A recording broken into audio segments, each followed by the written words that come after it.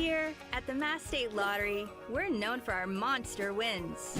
But there's no bigger win than the $1 billion we provide each year to support all 351 cities and towns in Massachusetts. In our game, we know that supporting local businesses and helping communities is how we all win. Because at the lottery, we're all playing for the home team.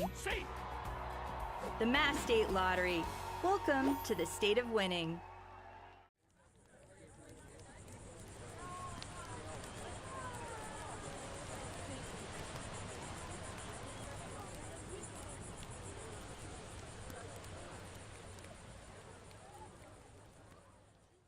When you need to be seen for a minor illness or injury, Cape Cod Healthcare Urgent Care is here for you with high-quality, full-service walk-in care. ER expertise meets urgent care convenience at our 6 urgent care centers, which are staffed by board-certified ER providers and located Cape-wide from Falmouth to Orleans. Cape Cod Healthcare Urgent Care is open daily and offers a cost-saving option for everything from sprains to stitches, with timely treatment in under an hour for most patients. View online wait times at capecodhealth.org/urgent care. Cape Cod Healthcare Urgent Care. Minor emergencies, major attention.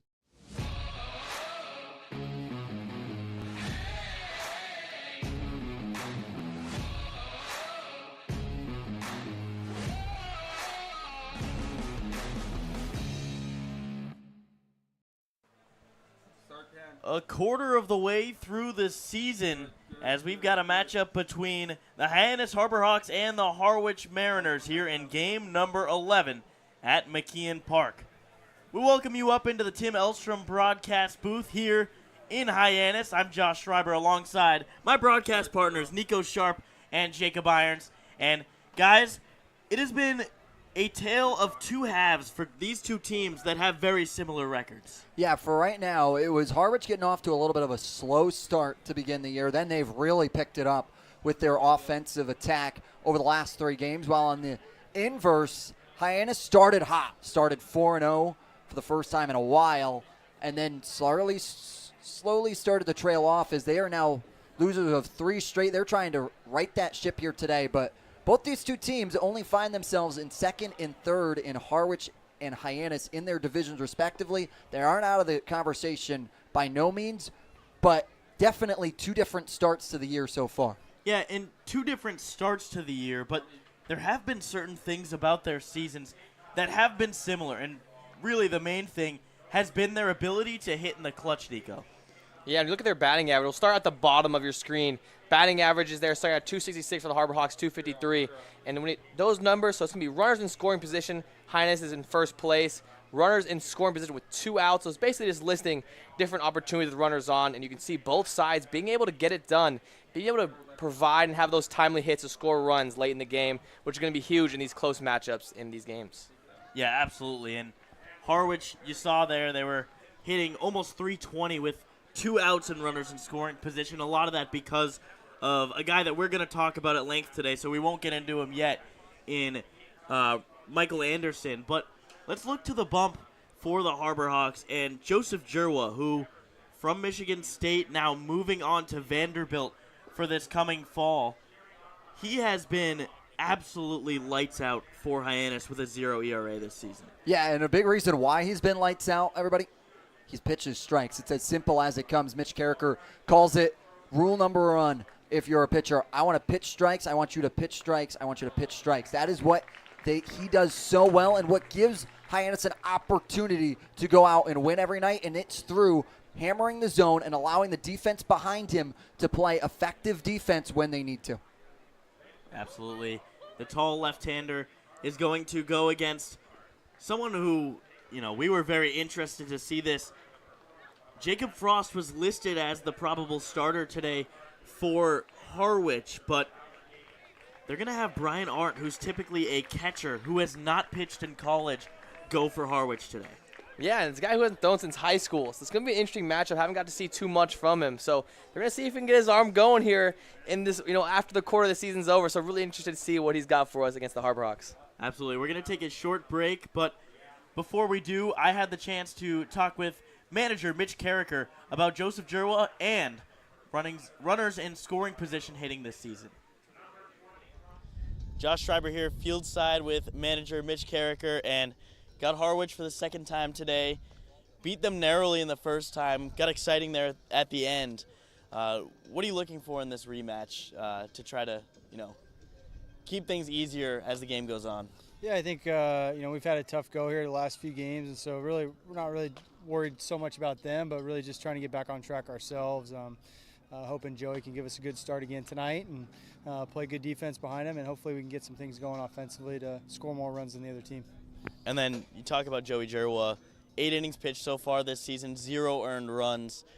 Why has he been so successful at the highest level of baseball? He's got really good stuff. Right? He's a big left-handed pitcher, has a little bit of funkiness to him, and he's pitched really well. He's executed a lot of pitches. He wasn't as sharp his first outing, second outing. The slider got even better, and so we're hoping he can continue that trend of the stuff continues to get better and better and continue to pound the zone.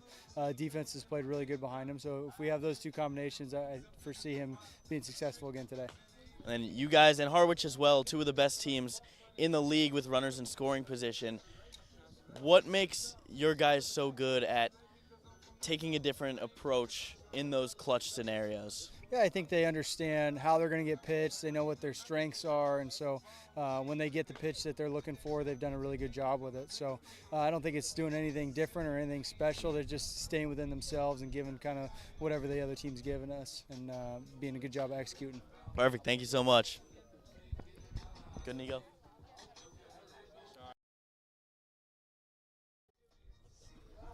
Sideline reporter Josie Broyles here with Luke Nichols after the game versus Chatham last night. Luke, second time on the mound for the Hawks last night. What were some things that you noticed that you had to make adjustments during the game?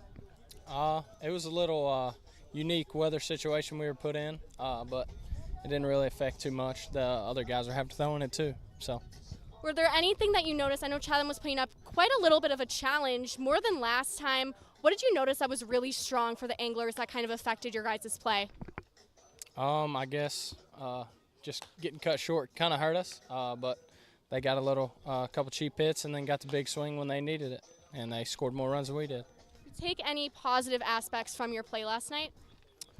I guess we started out early strong, first couple innings, but then we didn't really get to play much of a game, so wasn't really much early time in the game.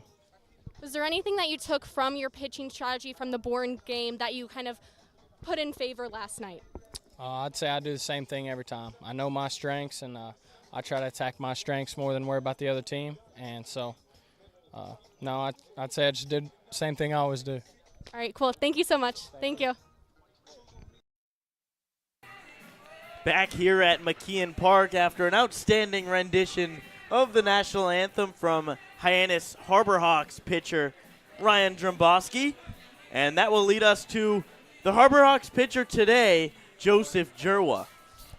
Yeah, the Vanderbilt Commodore, 6'7", tall left-handed pitcher for the Harbor Hawks. So far, so good this summer. 8 innings pitched, no earned runs, only 6 hits given up in those 8 innings, 7 strikeouts, keeping the opponent's batting average below 200, really getting it done so far. He's going to be a Chris Sale-like pitcher, which means when you look at him, he's going to come across his body a little bit, use that tall frame.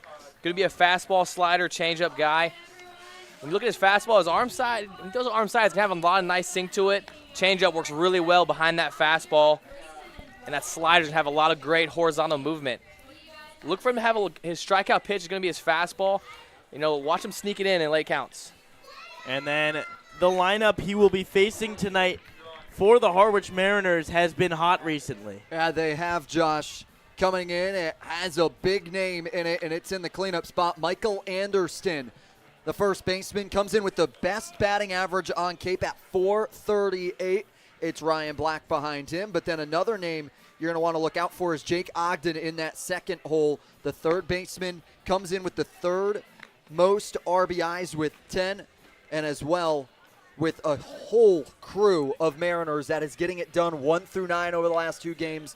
And for Anderson comes in with an 8-game on-base streak. He's going to be a name to watch out for right in that cleanup spot, Josh. Absolutely. Michael Anderson out of Rhode Island. A two-way player there, just hitting this season for the Mariners. But, we'll talk about him when he comes up to the plate. He is among the top of the entire Cape in almost every stat category. So we are just about ready for first pitch as Bristol Carter steps into the right-handed batter's box. Joey Jerwa toes the slab.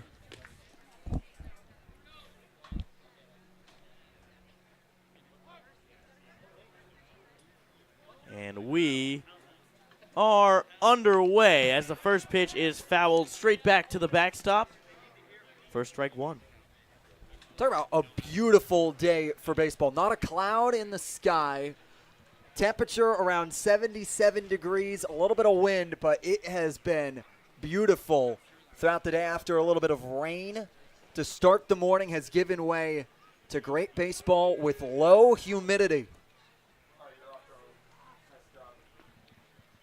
0-1 pitch to Carter is low.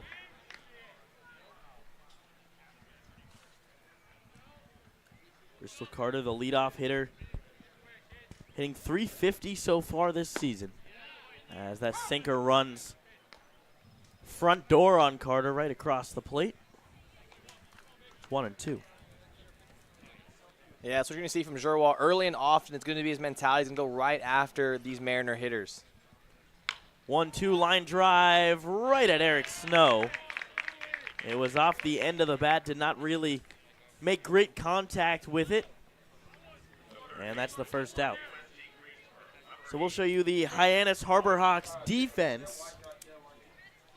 It's Casey Hintz, a two-way player out in left field again for Hyannis. Kepley in center, Groves with the strong arm in right. And then the middle infield features Clark, White, Snow, and Ditalo with Gazdar as the designated hitter. First pitch to Jake Ogden is outside.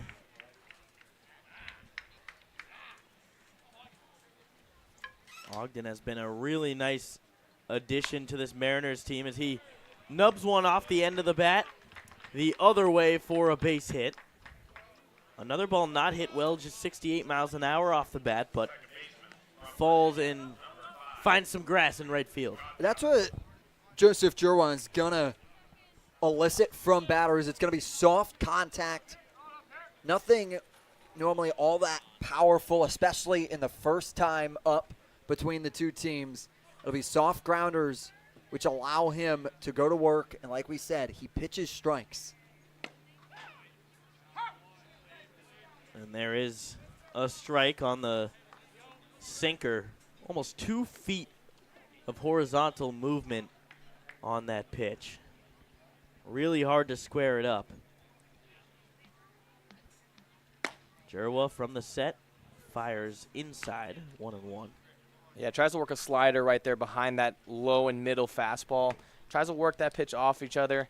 Just misses inside. Henry Godbout, the UVA Cavalier, up to the plate. Foul tips one into the glove of Janik. Yeah, 91-mile-an-hour fastball high in the zone. That Godbout wants to go out and try and get a hold of, but is behind on. Godbout, a recent addition to the Mariners squad.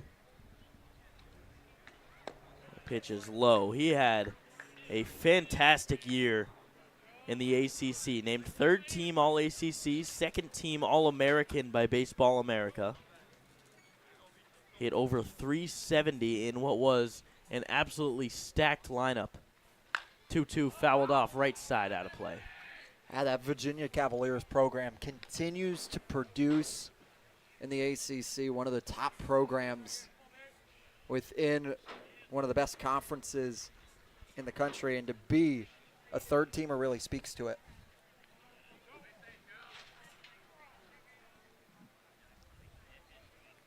Godbout, just a sophomore, pickoff move to first, not in time.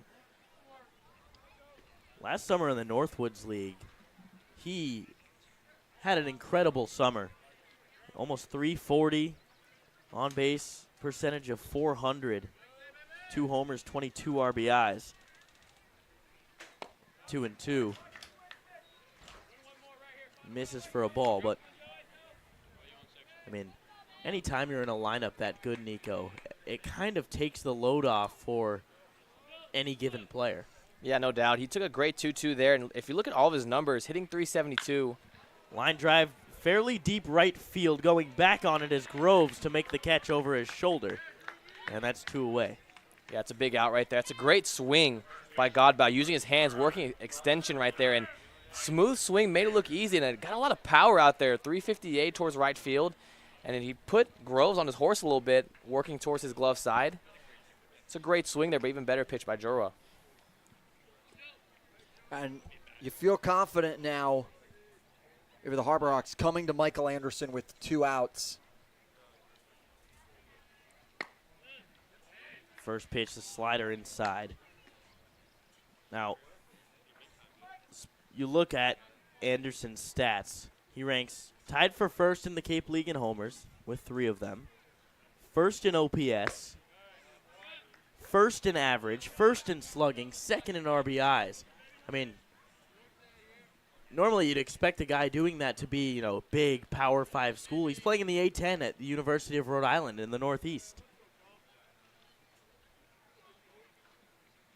2-0 pitch fouled away. And the A-10, a solid baseball conference, but what he's doing against some of the best right now in the country is putting his name on a lot of scouts' radar. And the sad reality of baseball is if you're not in one of those top conferences, it's tough to get looks. But when you come to the Cape, everybody's looking at you, and if you're able to answer that, it's huge. He looks at that pitch, 3-1. And this is a guy where you can't really you can't throw him anywhere. I mean, he hits inside, got a lot of strong pull side power. And Anderson works the walk. Kind of part of that, Nico. You're just trying to pitch around him. You don't want to give him anything too easy to hit. And for a lot of the time, you try to feed guys away, try to make them use their hands. But when you look at his numbers, he hits over like 400 on that outer third of the plate. He's hitting 400 on every low and away, middle away, and up and away. That's a guy who's hitting almost 400 in every single slot. So loves to use his hands and work the other way as well. First pitch from Jerwa to Ryan Black is up in the zone for a strike. And I think that's why you looked at it, Nico, and you saw Jerwa there trying to extend the zone a little bit. See how much he could go out and get Anderson to nibble. But Anderson staying disciplined in the box. 0-1. Jerwa breaks off the slider. Outside part of the plate, 0-2.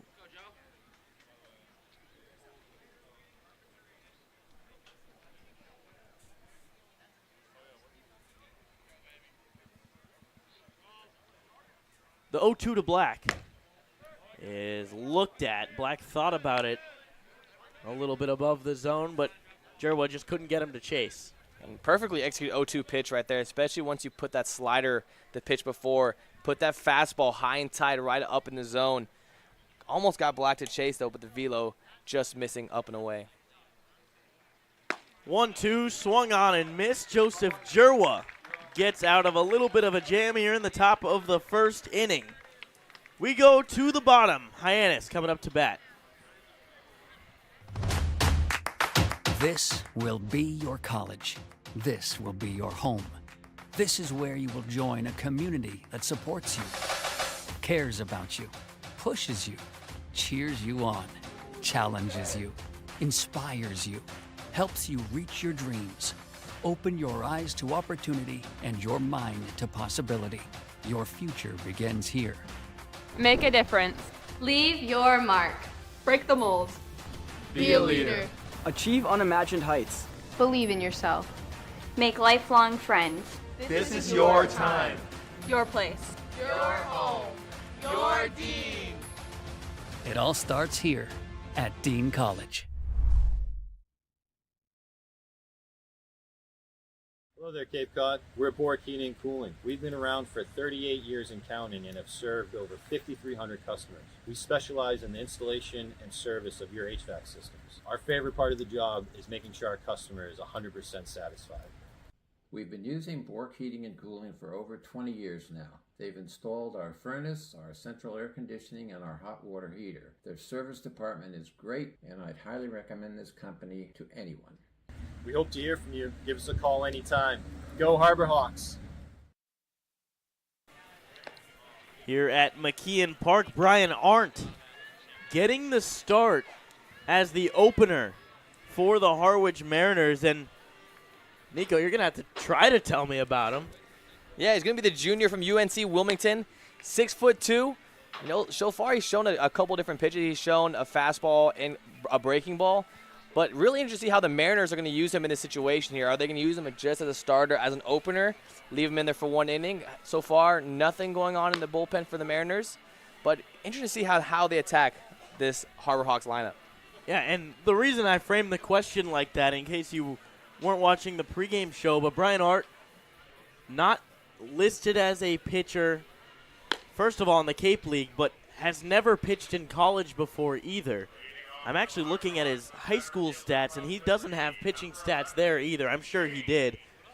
Throws about 94 miles an hour, so if any high school coach wasn't having him pitch on the bump, then they were doing something wrong. But he features a hard fastball, and it'll be interesting to see how Hyannis is able to scout him just with what they've seen in maybe his bullpen or right now. But Kane Kepley to lead off for the Harbor Hawks. And he takes first pitch strike. Yeah, it's going to be interesting here. You know, he's got a hard velo fastball, but, yeah, he's a junior in college now. Hasn't had an appearance so far on the mound. So interesting to see on what the Mariners' philosophy is here and then see how he's going to attack him and then how they plan to use Arndt in this starting rotation. That last fastball at 95 miles an hour right on the top of the zone. Kane Kepley fouled it off down the right field line.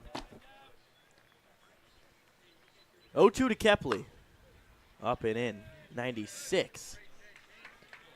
Yeah, so far amping it up. We've seen in his warm-up pitches, didn't throw many breaking balls in his warm-ups, but good use of the fastball right there, 0-2. Try to climb the ladder and see if he's going to show breaking ball here early in the game. A 1-2 hits Kepley right on the elbow guard as he hustles down to first base. Hyannis has their first runner of the day on board. Yeah, they did the same thing yesterday in Chatham.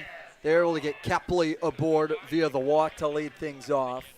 And he's going to have John Gazdar behind him, the designated hitter, who's been so good. And then Wallace Clark, Michael DiTallo, Mason White, Camden Janik, Eric Snow, Nick Groves, and Casey Hint all following. And it's a lineup that's gone quiet over the last couple of games, but really can find themselves here tonight, getting them back at McKeon Park. 0-1 to Gazdar, low and away. And something to note, guys, our leadoff batters throughout the game, not just lead off of the game, but lead off every half inning. The Harbor Hawks lead in on-base percentage. They're fourth in batting average, but first in on-base percentage. So we've worked walks, we've gotten hit by pitches, as well as hits and finding ways on as a leadoff in the half innings. There we see that breaking ball from Arndt on the outside part of the plate, 1-2.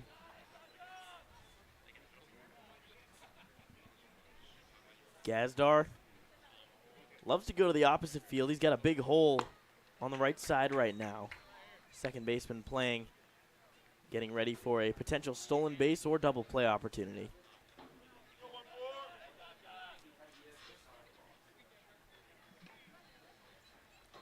Kane Kepley, a lot of speed over there on first base. Pretty sizable lead. 3 stolen bases on this short summer. Gazdar fouls it straight back. Hyannis as a team, they're 4th in the Cape League with 14 stolen bases. But if you look at the last 5 games, they've got just 2 stolen bases, which is second fewest in the Cape League. So you're not getting those guys on base. On cue, there goes Kepley, and he has a stolen bag as he goes in sliding head first. Harbor Hawks found their winning ways when they were aggressive on the base pass, and they were an aggressive bag stealer. That's what Mitch Carricker wants to lean into here tonight, is being aggressive, getting your guys in scoring position for big moments like here. Gazdar works the walk, and Brian Arndt facing some issues early on as Gazdar lets Wallace Clark know what he saw. Yeah, we talk about it time and time again. Great teammate by John Gazzard, letting Clark know what he saw right there. And the Harbor Hawks, I mean, we got into the first two guys on, and this is not abnormal for the Harbor Hawks. They are so good at the first 3 innings in offensive. They get on base, they score runs. So look to see this continue all game long. Pitch in under Wallace Clark's hands, way inside. And for the first inning, the Harbor Hawks have found their mojo. That is when they have already found themselves in control of their own destiny in that first inning. It's been those latter innings that have had a little bit of an issue. As we're now going to get a quick meeting on the mound, as Arndt maybe those nerves getting to him a little bit in his first ever collegiate start of any sort. And you look at this lineup for Hyannis.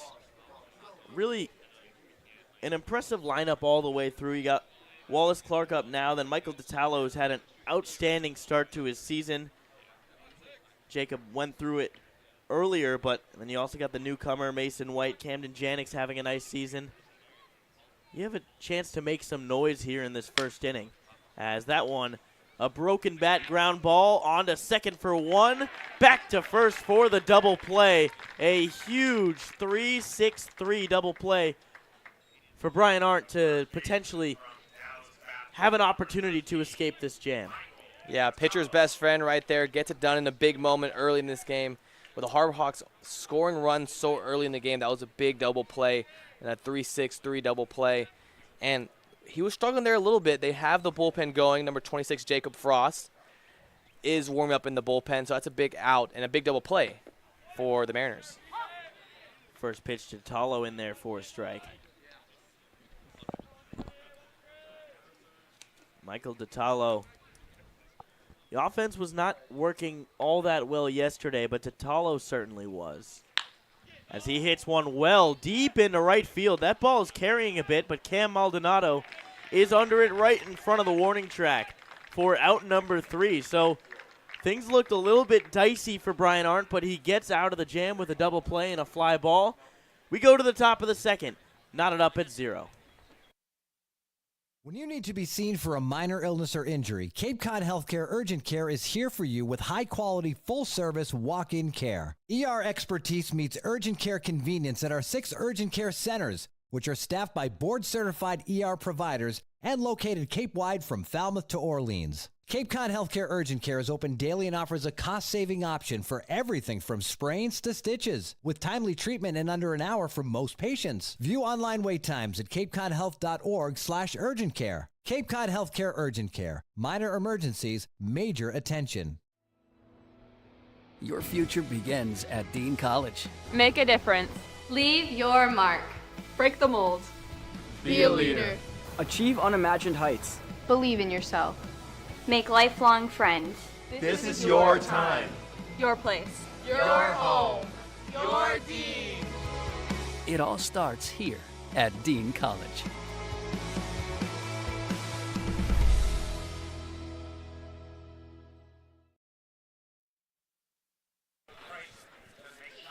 The lights at McCann Park stay bright all season long thanks to the Knack Cape Cod. The Knack offers 2 locations in Hyannis and Orleans, both offering delicious burgers, tacos, sandwiches, and more. Visit knackcapecod.com to order online today. The Knack Cape Cod is proud to be the Light Up the Park sponsor of the Harbor Hawks all season long. Top of the second inning, Joseph Jerwa looked pretty good in the top of the first. Did walk a guy, gave up a hit, but got out of the jam fairly easily, and he will face Cam Maldonado to start off the second.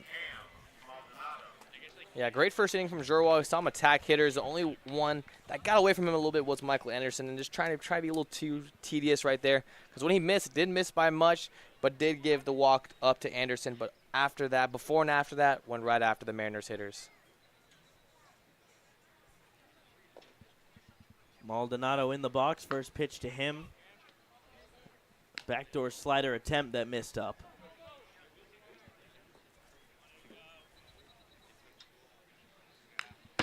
1-0 fouled straight back into the brick wall. Yeah, Maldonado had a pretty solid season for Northeastern, hitting .265, 8 home runs, drove the ball pretty well, 28 stolen bags on his spring season. So this is a guy who can run a little bit if he gets on base and put pressure on the defense. Already has 1 so far this summer, and that was a Northeastern team that found themselves in a stacked CAA this year. On top of that, it only had 1 team get in. And he ropes one into left field. It's a base hit. He's going to take a big turnaround first and then retreat back, after Casey Hintz does a really nice job of getting it in quickly. Yeah, beautiful swing right there. Catches that ball out front, puts it down the left field line. And not only putting pressure on the defense with stolen bags, but that big turn that he took around first base, really hustling out of the box, forcing Hintz to make a good throw. And if he saw that throw go offline, he was no doubtably taking 2. Now the catcher, Macon Winslow.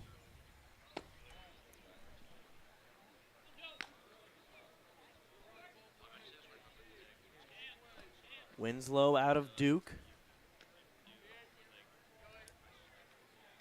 Hit .250 this season for the Blue Devils.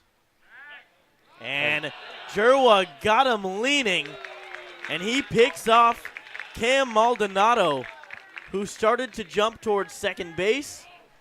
Jerwa saw that happen, and Hyannis gets their first out of the inning. And that is just a beautiful pickoff right there. Jerwa starting with his hips, kind of turned in a little bit, picks the leg straight up, holds it for just a quick second, sees Maldonado take his little shuffle, beautiful pickoff, puts it on the money, and that was perfectly executed from Jorwa. Then Jerwa blows one right by Winslow for strike 1. Now clears the bases here to have him work with limited traffic behind him. Joey's confidence ensuing for a pitcher, understanding they don't have to worry about anything else but the batter as they attack. 2-1 pitch breaks behind Winslow's feet. Goes back to the backstop. Yeah, it's a hard-breaking slider, but Winslow's going to like that ball in that lower quadrant. You know, on the 3 lower parts of the zone, low and away, low and middle, and low and away, and inside, he averages 442 down in the zone. He hits 714 with a ball low and down in middle in the zone. So this is a guy who likes to get his hands, get under the baseball, and drive in the gaps. It'll be a full count. And Winslow watches that one run outside for ball 4.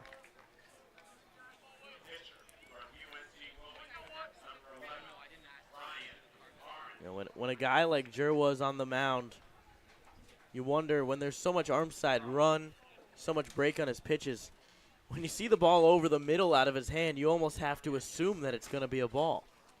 Yeah, especially if you read fastball, especially for a righty, if you read fastball down the middle, then you got to understand that ball is going to slide away from you and work away, and that should be your approach, is to see the ball in and work away. The starting pitcher, Brian Arndt, who will DH once Jacob Frost comes into the game. Batting now, swings and misses. Now back pick down to first. Janik with a beautiful throw, but not in time. Now Winslow just was a hair closer over to first to allow Janik to give it a look down there and make it a play.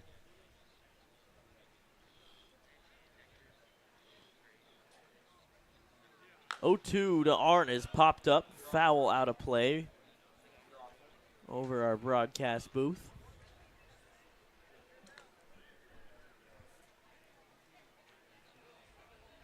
Arndt struggling a little bit offensively to start the year. 2 for 19 with 9 strikeouts.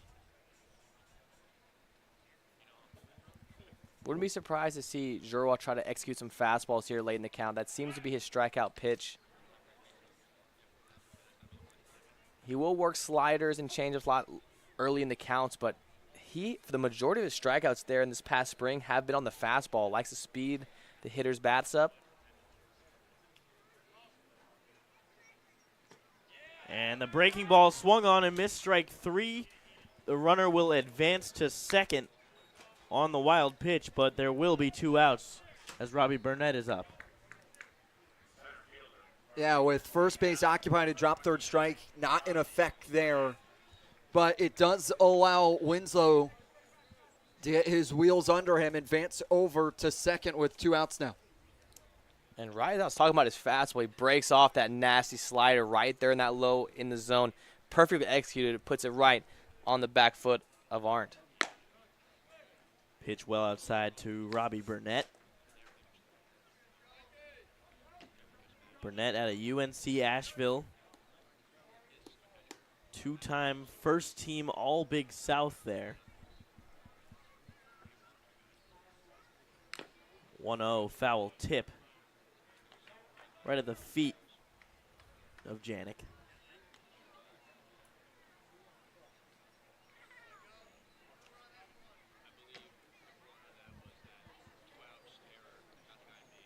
Burnett 190 on the year. Does have a home run though. Hit 18 of them over with Asheville this spring. 1-1. Chopped foul. It's a good front door slider right there. Another well-executed pitch. And when Gerwa is in his rhythm, he's a tough guy to hit. And he can throw any pitch during any part of the count, early, late, middle. He can mix it up really well. Makes it really tough for the hitter to get his timing down. Gerwa working ahead in the count, 1-2.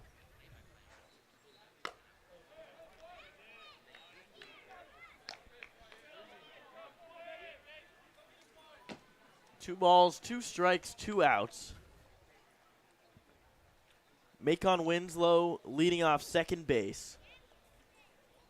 Second inning in a row now that Harwich has had a runner in scoring position. Burnett fouls one back. And this is one of the opportunities we mentioned, guys, in the pregame show. Runners in scoring position with 2 outs. Harwich has that opportunity here in Robbie Burnett. Yeah, coming in with runners in scoring position. They are first in the Cape, batting .319. A big number here, trying to provide 2. As the 2-2, he misses his spot. They'll go to a full count. And a full count, Harwich is batting .185 with 28 walks to 17 strikeouts. 3-2 pitch popped up, foul territory. Going to be a long run for Casey Hintz, but he is there to make the play. So Gerwa gets through 2 innings without giving up any runs despite being in some trouble. We go to the bottom of the second here on the Hyannis Harbor Hawks Baseball Network.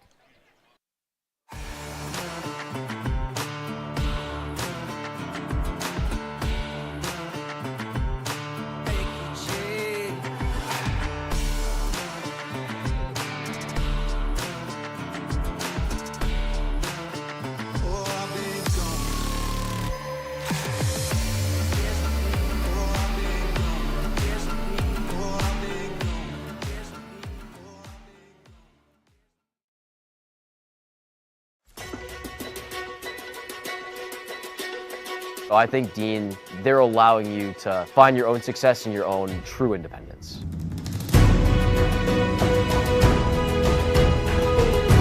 Dean is a whole group of all different kinds of people and communities. Since I've come to Dean, I've learned a lot of time management skills. Our community is especially tight-knit, and the majority of our students live on campus.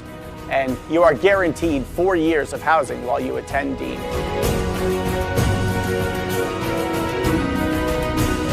Dean is just full of opportunities for you to embrace, to welcome, so you can change yourself to who you want to be and form your career for the future. So go through that, all right? Think that way.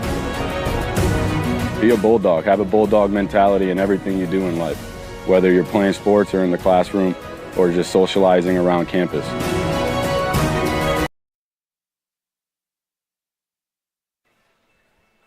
Bottom of the second inning, and now we will get the probable starter, or who was the probable starter for today, Jacob Frost. Yeah, that'll be number 26, Jacob Frost, formerly from Wabash Valley College, now moving to Kansas State, 6'2", southpaw. Guys, he's going to have a fastball, changeup, curveball. Showed slider right there a little bit, but I think his main three pitches are going to be his fastball, changeup, curveball. And that changeup, he just pulls a string on that changeup. I mean, it works so well off that fastball. Curveball's a hard, late break, true 12-6 action. Curveball, I mean, it's going to be hard-breaking stuff. Nice 3-picks mix right there. Expect him to show slider here and then. So Mason White will lead off for the Harbor Hawks. Left-on-left matchup. And the first pitch is low for a ball.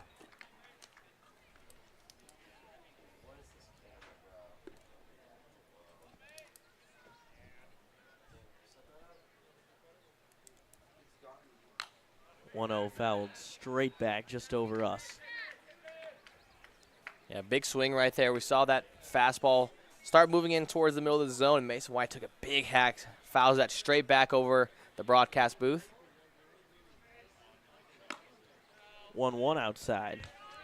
Yeah, there's that slider. Likes that slider. May favor lefty-lefty matchup.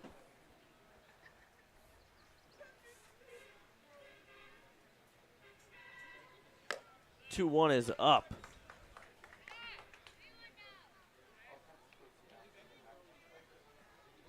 Mason White in a hitter's count is very dangerous. Ropes one off the Harwich dugout. Trickles down towards the bullpen. Just behind it there, and someone you want to be wary of in those hitters' counts, but a good job getting him to foul it off to load it full. 3-2 popped up, but foul. Another big swing there from Mason White. It's 3 big swings for him there.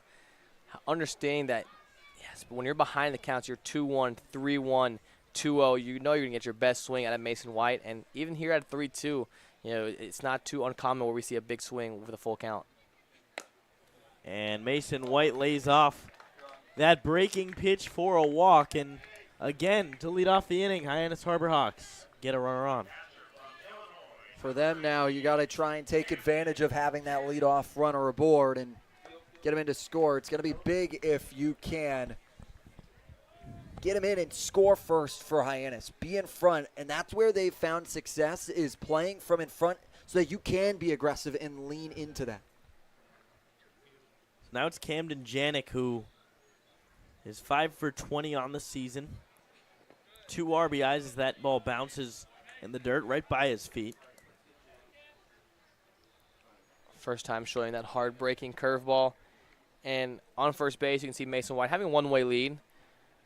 Jacob Frost, a guy who comes straight up on his leg lifts. You'll see over at first base, Mason White get a decent primary lead, take a jab step, and then work back in the secondary.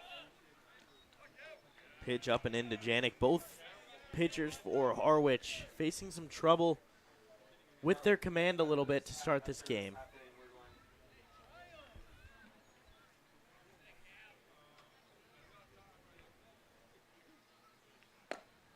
.2-0 right in there. It's a great 2-0 pitch. Again, understand these Harbor Hawks are great in hitters' counts. So working, still picking at the corners there, working low in the zone, not giving anything down the middle.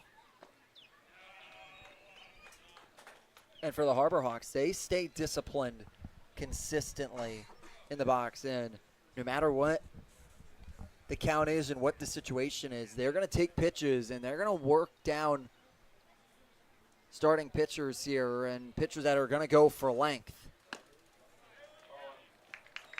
And Camden Janik works the walk. So back-to-back walks for Frost to start his evening. And that brings up Eric Snow. Back-to-back innings where the first 2 guys get on. Started the last inning as well with a hit by pitch and a walk. And here in this bottom half of the second, back-to-back walks for the Harbor Hawks. Eric Snow, the Auburn transfer.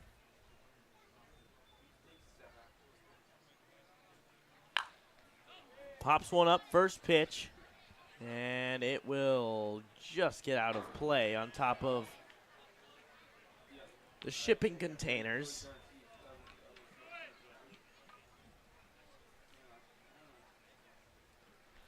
A little bit muddy over there when they're tracking those baseballs. Saw some kids slip a little bit in the mud. Got to be careful over there.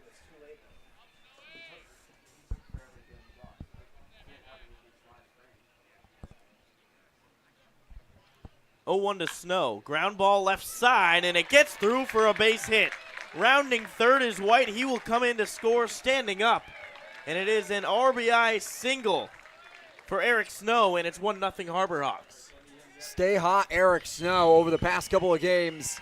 Here's a name you can't leave off the lineup card with how he is playing. Coming into this one, 10th best batting average on the Cape at 360. And it's beautiful hitting that's able to sneak it in between Ogden and Black on the left side of the infield beautifully, just out of the reach of Black. And with the aggressive nature of Mitch Carricker, the third base coach and manager, to send in White there for the Harbor Hawks to grab a lead. Now the lefty on lefty matchup for Nick Groves, who squares to bunt, pulls it back. Got a chance to be on PLP, parking lot preview, early for the pregame show. And Eric Snow was my player of the game pick. This is a guy who's been swinging the bat so well, working to all fields, and we saw it right there, pulling it in that 6 hole for an RBI. Groves does not square to bunt this time, 1-1. Nobody out still. Snow and Janik on first and second base.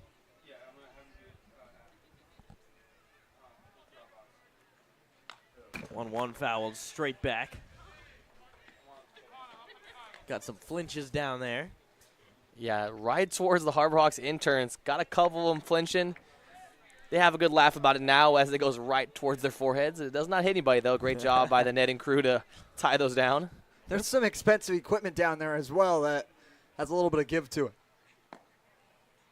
1-2 pitch is low and away. Nice take by Nick Groves.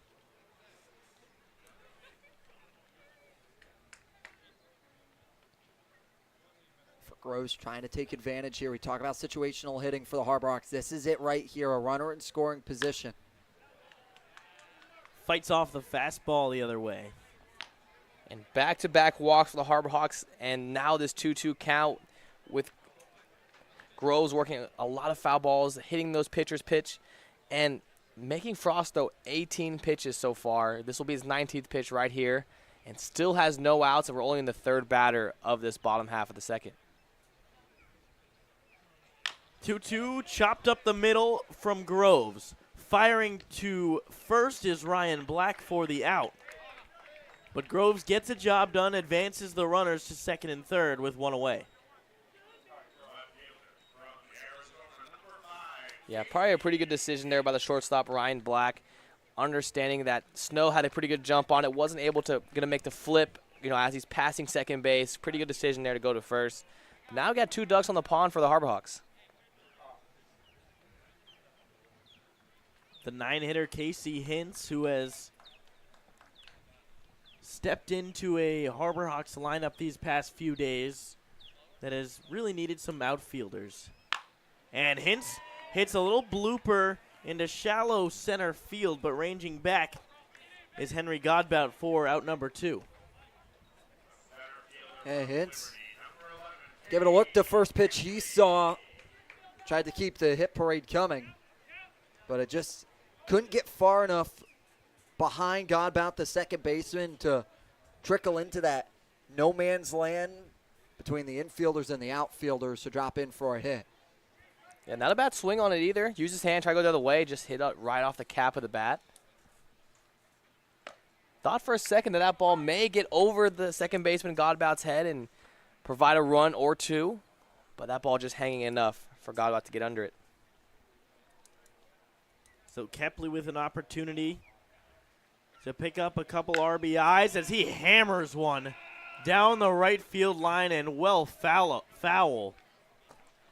But Kane Kepley had his sights set for Hyannisport. Yeah, he sure did. And you don't see that kind of swing from Kane Kepley too often. Usually a guy who's a low line, hard ground ball, low line drive kind of guy. But that slider just hung up in the zone, and Kane Kepley recognized that immediately and immediately pulled that shoulder and tried to get up on under it. 0-2 pitch up and in. And over the past couple of days, you can see him starting to lengthen his BP and really starts hammering it in the turtle before the game. He's done a good job over the last three. His pot and his bat has been there. 1-2 in the dirt. Nice stop by Winslow to keep it in his vicinity.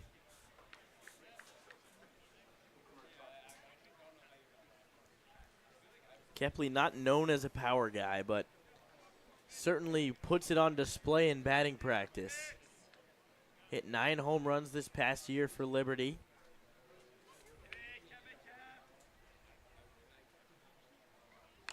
Two popped up foul. That's a good job by Kepley. It was a pitch that came running in on him, and he'd already decided to make the swing, so just fends it off by getting part of the handle on it to foul it away and keep his at-bat alive.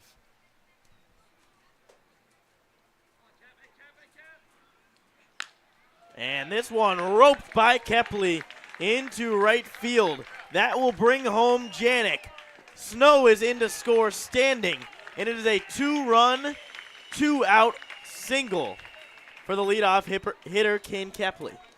Such a good AB there by Kane Kepley the whole time. Seemed comfortable in that at-bat. Had great swings. We saw that long foul ball down the right field line, and right there, getting out front of it, having his timing down, and putting that ball in the right field again. That's another great swing from Kepley. Then I like the aggressive call from Mitch Carricker as well to send in Snow. Even though the throw was going to come home with the strong arm of Maldonado, send him in early, and now it's 3 runs here on the bottom of the second. 3 runs with John Gazdar, who's been arguably the best hitter on Cape Cod this season.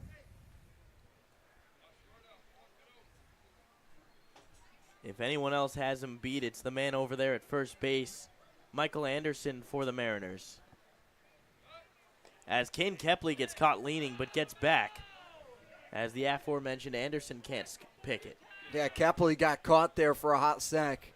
He was frozen and then, like ice, broke free and was able to lean back over.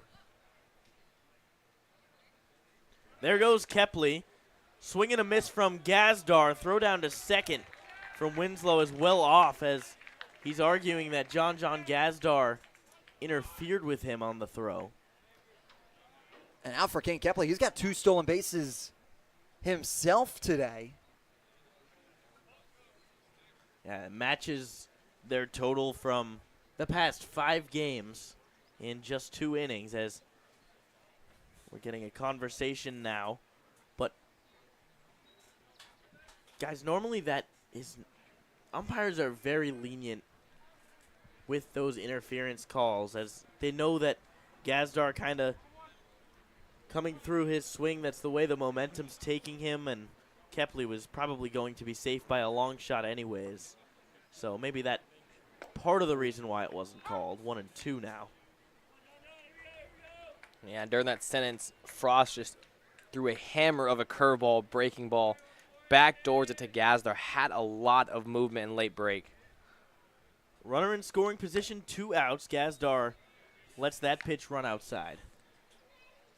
Yeah, that fastball had a lot of run, but what made Gazdar even think about swinging right there is that curveball was up and away in that same place, and that curveball broke off the pitch before. So that fastball, he's assuming that's going to break late. And so that's why he took that swing right there, as he sees that pitch in that same spot. Last time he saw it, it broke down. That one stayed up. So that's why even when it flew away a little bit, that's why he thought about swinging right there. That's great pitch sequencing, understanding that in that spot, trying to catch one of the best baseball IQ minds you can have on Cape, and John Gazdar guessing about it. 2-2, high fly ball into shallow right field. Ranging in is Maldonado to make the play.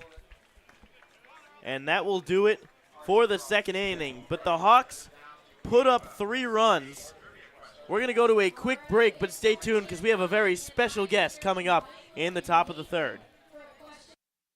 Hey Cape Cod, we're Bork Heating and Cooling. We've serviced over 5,300 customers on and around Cape Cod for almost 40 years. We install and service your heating and cooling system, and our #1 goal is to ensure we do the best job we possibly can to make our customers happy. You have the triple cheerleading squad for Bork sitting here. They repaired our heating system, took care of our air conditioning system, and they set something up with the remote system that they installed for us as well. Yay, yay, yay for Bork. We love them. Give us a call when you're in need of HVAC services. Hope you enjoy the game.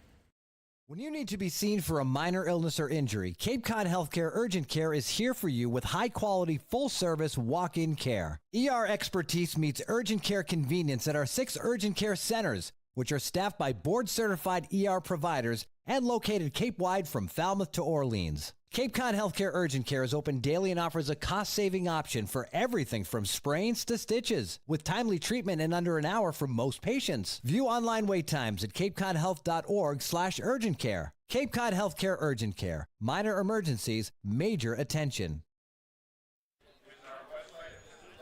Hyannis Harbor Hawks. I'm joined by a very special guest, pitcher out of the University of Pennsylvania, but more importantly, Joseph Jerwa's host brother. Ryan, how has your experience these past few weeks been with Jerwa? I mean, it's awesome. He's a great kid. I love him a lot. He knows ball. He's very funny, and we get along together perfectly, and it's the best thing in the world.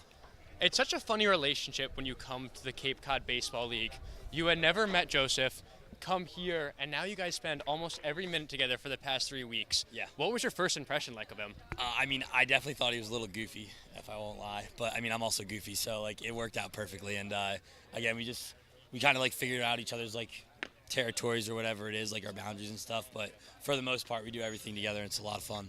We're talking about territory boundaries. Yeah. We got to know, who's the messier of the two of you? I'm going to say Joe here. I won't lie to you. I keep my stuff in piles, and I like make sure it's organized, but he kind of goes a little willy-nilly. But, you know, we balance each other out, like I said. Hey, whatever works, man. Yeah, exactly. Talk about your first impression. How has that impression changed as you guys have grown closer these past few weeks? Yeah, I mean, he's definitely goofy, but he loves the game, and at the end of the day, he's an absolute gamer. Really, really good kid on and off the field, and just as you see today, he's doing pretty well out there, and I'm just going to keep on cheering him on with everything that he does in his future. That's awesome. You talk about him being a gamer. We're watching him pitch well today. Yeah. Past 2 starts, hasn't given up an earned run. You guys are both off to hot starts. You're a pitcher. You know what he does so well. Yeah. How is he able to operate at such a high level? Yeah, I mean, I definitely think it's a high fastball. We talk about it a lot at night when we're in the same room, and just kind of like how our outings go and whatnot, and what we need to work on, what we don't need to work on, or what felt good that day. And that got a hit right there, so unfortunately that's a little jinx. But no, the high fastball definitely always works for him, and he's finally getting the slider working again.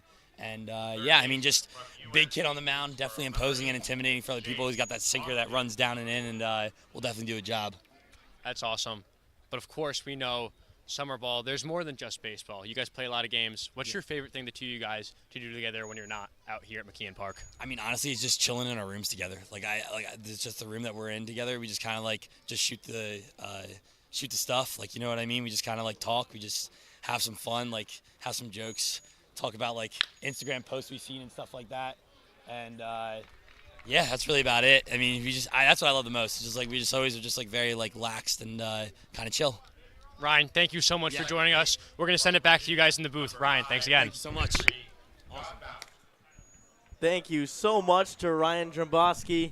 And, of course, Matt Coates with the awesome interview. Hopefully we can get more of those as the season continues. Ryan taking time out of his day in the dugout. Talk to us a little bit about his roommate, friend, and teammate, Joseph Jerwa. Dromboski himself has had a bit of a busy day for someone who is not getting the start today. Sang the national anthem. Now he's going to hand out 50-50 raffle tickets. I guess not hand out, but try to sell some of them.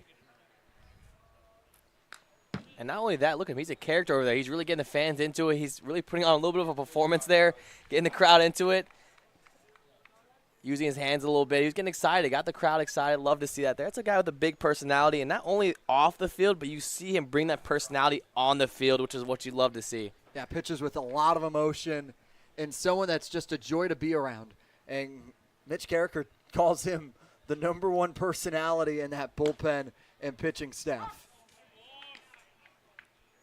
And I feel like him and Jerwa, certainly would get along well. I don't know if anyone was watching the mic'd up we had of Ryan Dromboski on Harbor Hawks social media.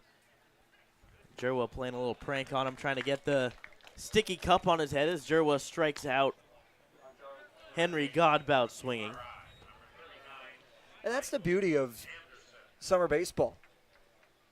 Dromboski and Jerwa did not know each other before coming here, and now they are two individuals that I have to imagine will stay in close contact where however long baseball plays a part in their career, and even past that, as they'll remember this summer, although somewhat brief for both individuals, will be a large memory in their mind. So that brings up Michael Anderson. Has a runner in scoring position. And you can see the Mariners really using that new style of base running to hard. Look at Jake Ogden over there facing the runner on second base, and that you see that a lot of new guys do that when they literally face the runner on second base to see if he steals and basically reading to see what he's going to do. And then once the pitch is thrown, then square himself back up to the catcher to see what the hitter does.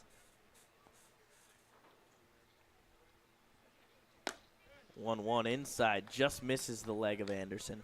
Couldn't you be susceptible, though, Nico, to the pickoff if you are strictly looking that way? You have to keep two eyes together. So that's when the first base coach is playing a huge part. He's in your ear the whole time. Hey, first baseman's right behind you. Okay, he's taking a step in. He's behind you. So that's why you'll see the first base coach usually playing a little further back and seeing both runners. Double play ball up the middle. Snow steps on second, on to first. It's a double play. So Dromboski gets into a little bit of trouble maybe to mess with his buddy Ryan Dromboski. As soon as he gets off the mic, he gets a strikeout and a double play. We go to the top, or I should say the bottom of the third inning. Hyannis up 3-0. This week we've been working a lot with doing play-by-plays, just doing behind-the-scenes stuff with sports broadcasting, which I never really realized how much went into it, but it's been really cool. They've grown a lot. I've never really done like a program like this before, so like seeing all the behind-the-scenes, so like really grown. I've learned how to really just gain confidence in my play-by-play speaking, and I've learned more terms here when it comes to directing and producing, and I've just had a great time with John Rook. Doing the play-by-play stuff and all that, being with a guy like John Rook, understanding what like the major kind of entails doing this camp, just really a preview for what you do here at Dean or any other college doing broadcasting, so I'm definitely more prepared to make this a job of mine.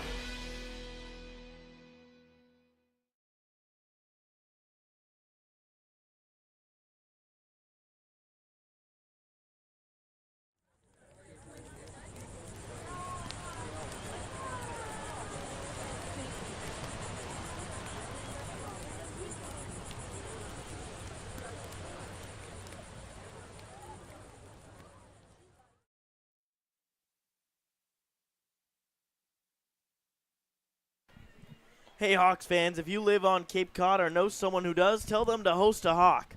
The Harbor Hawks are in need of host families as the 2024 season continues, and we need your help.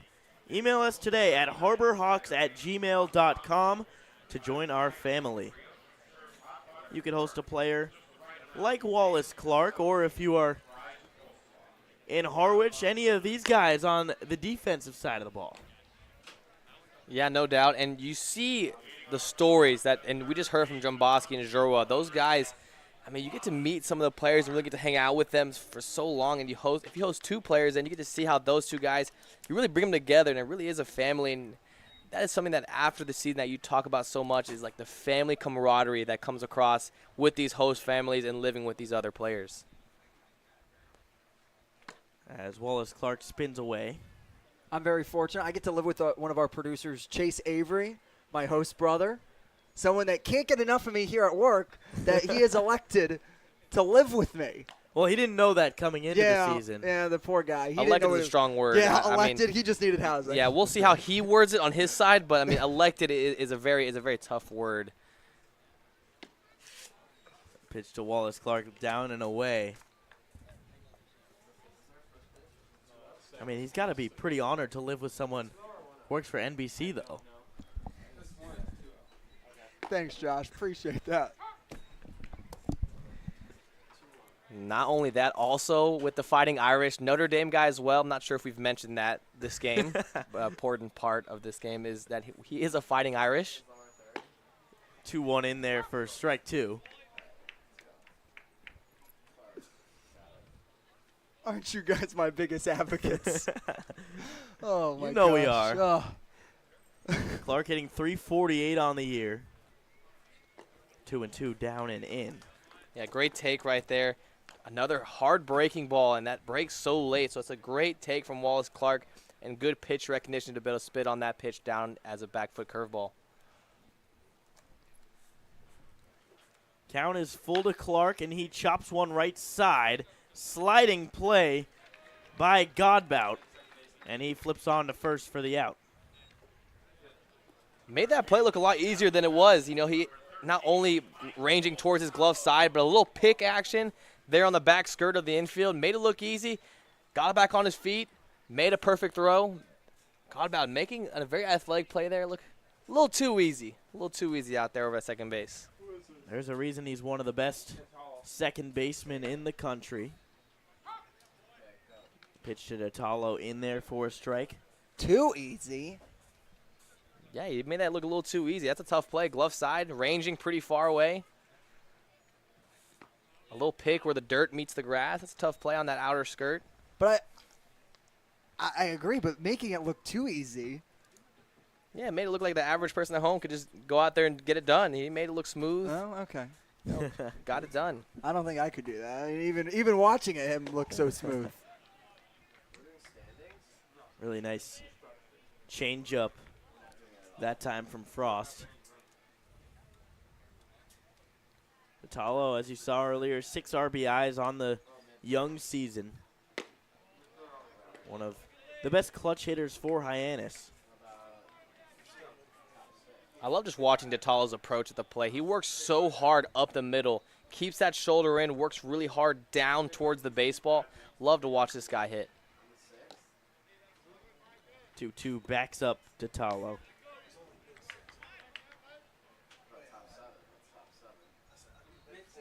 So the second full count of the inning.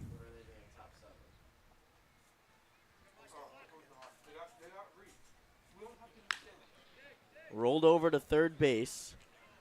Firing is Ogden in the dirt. And just in time to get the hustling Natalo down the first base line. What a stretch by Anderson over there at first. Going full splits. Out to go grab it. And snags it right out of the dirt. And makes it look too easy right there. There it is. So Mason White, who walked his first time up. Jacob Frost will face the Harbor Hawks order for the second time through now.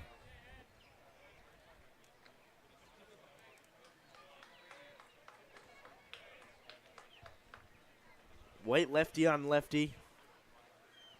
Takes super healthy hacks every single swing he takes.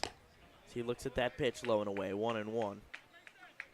Yeah, that's the guy who takes really big hacks to the plate, but also you saw in that last week, worked a deep count too, not just swinging away.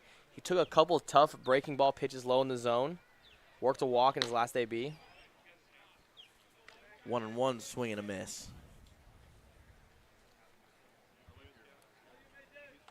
Mason White out of Arizona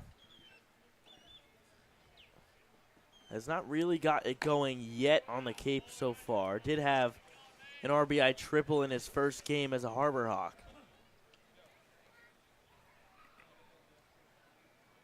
Hit .305 for Arizona last season. 19 homers, 65 RBIs. 2-2 cut on and missed. And Jacob Frost sends down the Hawks in order. But before we go to the top of the fourth, join the Hyannis Harbor Hawks players and coaches for movie night at McKeon Park on July 15th at 8 p.m. Bring blankets, chairs, and take a seat in the McKeon Park outfield to watch a movie under the lights. Meet your favorite Harbor Hawks as you enjoy food and a good time. That's July 15th at 8 p.m. for movie night at McKeon. We'll see you in the top of the 4th inning.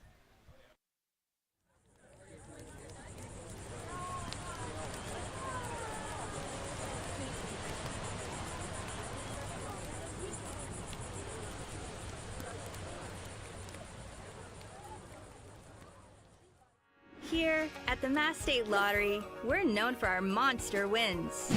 But there's no bigger win than the $1 billion we provide each year to support all 351 cities and towns in Massachusetts. In our game, we know that supporting local businesses and helping communities is how we all win. Because at the lottery, we're all playing for the home team. The Mass State Lottery. Welcome to the state of winning. When you need to be seen for a minor illness or injury, Cape Cod Healthcare Urgent Care is here for you with high-quality, full-service walk-in care. ER expertise meets urgent care convenience at our 6 urgent care centers, which are staffed by board-certified ER providers and located Cape-wide from Falmouth to Orleans. Cape Cod Healthcare Urgent Care is open daily and offers a cost-saving option for everything from sprains to stitches, with timely treatment in under an hour for most patients. View online wait times at capecodhealth.org/urgent care. Cape Cod Healthcare Urgent Care. Minor emergencies, major attention. Top of the 4th inning, we've got a pitching change for the Harbor Hawks. It's Aaron Savory. Yeah, the Iowa Hawkeye sophomore. Seen him a couple times so far this year. This is his 3rd appearance as well. Has that sinker, curveball, slider, and working on that changeup as well. This is a guy I got to work with a little bit this week. I want you guys to check out Sharp Segments on the Harbor Hawks account YouTube. Right here where you're watching this game, you can watch that video as well. And got a really good in-depth. Got to talk philosophy of pitching styles and his pitch arsenal. And then you guys get even see a POV look of what a batter could see. Had him throw a couple of his pitch arsenal to me, so you get a fresh look.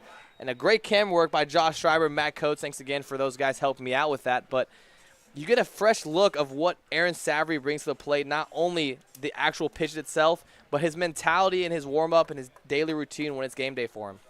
The camera work is so good. I was watching it, and I jumped when the pitches were thrown. Well, you should have seen me back there. Please go watch it because I put my well-being on the line to be behind. And my trust in Nico Sharp on the line. If my memory doesn't fool me, there was a couple balls that got away from Nico Sharp there a little bit. I did a pretty good job back there. You know, Aaron Savory's a guy who's got, nasty stuff. That sinker's got so much hard down roll tilt to it. And that slider looks like a Frisbee. And when you see it and you catch it for yourself, you see how much it moves and how quickly and hard breaking it is. Once again, guys, you guys have to go check it out. Sharp Segments on the Harbor Hawks account. It was a really fun video to do, and you get an inside look on Aaron Savory. So Savory pitching to Ryan Black to start this inning. Just on top of it, just an overall great guy that loves baseball, loves talking baseball, and willing to talk anything with you for the most part. Yeah, it's a guy I've gotten to talk to on and off the field. This is a guy, one of the first guys, I remember that in that first night practice, I got to talk to him a little bit behind home plate watching our other guys throw. And he was just, telling me about himself, telling me about his pitch mechanics and a little bit of insight to him, and as well give me a little insight on the other guys. So really been able to help me out. Aaron Savory, great guy on and off the field. Savory was behind 3-0 in the count. Gets a strike at the top of the zone, 3-1. A foul ball off the pole holding up the netting. Right back into the field of play. I don't know if we've seen that before, guys. Yeah, it might be a first for me. Me and Jacob Irons are kind of looking at each other a little bit. I don't know if we've seen that. It made kind of a weird thudding sound. Probably the first one. Full count. Pitch swung on and missed. Top of the zone with the fastball. And it's a great response. 3 straight balls to start your outing, and then you battle back there on that back off speed with 86, coming in on the top of the zone. It's what Savory does. It's his pitch sequencing that sets him up, and understood that he was able to work himself out of the jam and undig his own hole.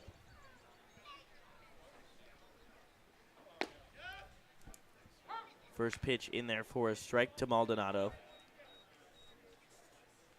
Pitch looked like a sinker right there. Had a lot of arm side movement, even starting away. Came back riding on the zone. Not much of a chance there for Maldonado as that pitch was away and stayed away. 0-1 slider breaking all the way across the plate and off of it. 1-1.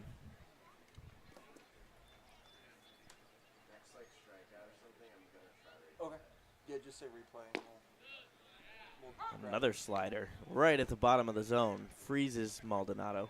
Yeah, double back on the slider right there. First one a little lower than he was hoping and just missed. Decides to double back on it, puts it a little more up and towards the hitter's elbow, and it breaks right over the strike zone. Strike 3 looking. Maldonado watches the ball go right across the outside corner. And that's out number 2. Yeah, Savary getting it done right there. Puts it right in on the corner, as you saw right there. And a great job there by Janik to go under and get his thumb underneath it and put it right there. And that's a great work from Savary. Great work by Chase Avery to get that replay going. It's a high fly ball, shallow right field. Grove's got a late jump, and he won't get there as it bounces just in front of him. It's a 2-out single for Macon Winslow. Yeah, it's baseball sometimes. Sometimes as a pitcher, you're executing your pitches, you get it done, and that ball just able to find some grass. Grove's playing pretty deep towards the fence in right field, had a long way to come. Ball just able to find some grass, and the Mariners find a runner on. It's now with Savary, what does he do with his first runner on, and especially now it's a righty compared to Jerwa, who is a lefty. See if the Mariners want to try and take advantage of that. Get the first look at Savary's pickoff move to first base.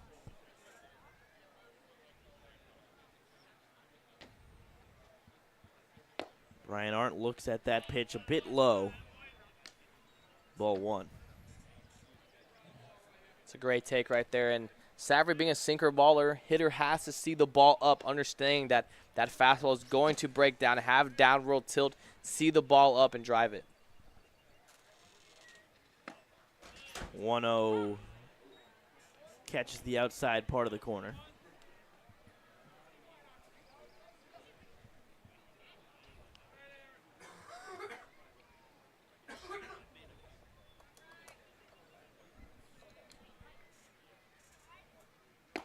One right there. Two-seam fastball outside part of the plate, and Arndt maybe not seeing it super well. Now would be a good chance, Nico, to throw that slider outside. Decides to run the fastball up. Yeah, that was a good chance right there to throw a slider. I thought, same thing, Schreiber. He'd worked away on that hard-breaking sinker. He worked fastball up there, tried to climb the ladder, so let's see if he decides to break off that hard-breaking slider. And there is that hard-breaking slider. Just got around it a bit too much. Yeah, got away from him right there. And if you want to see the hard-breaking slider in a great point of view, got to go check out that Sharp segment. It's really excited about it. Looked really well. Shameless plug. Shameless. Hit him for an entire first AB, and now we're getting it back. Nico Sharp. Get him in sales. There goes the runner on the 3-2 pitch, but it is a beautiful front hip slider for strike 3 as Aaron Savary making it look easy out there. Gives up the bloop single, and we go to the bottom of the 4th inning. Hyannis still up 3-0.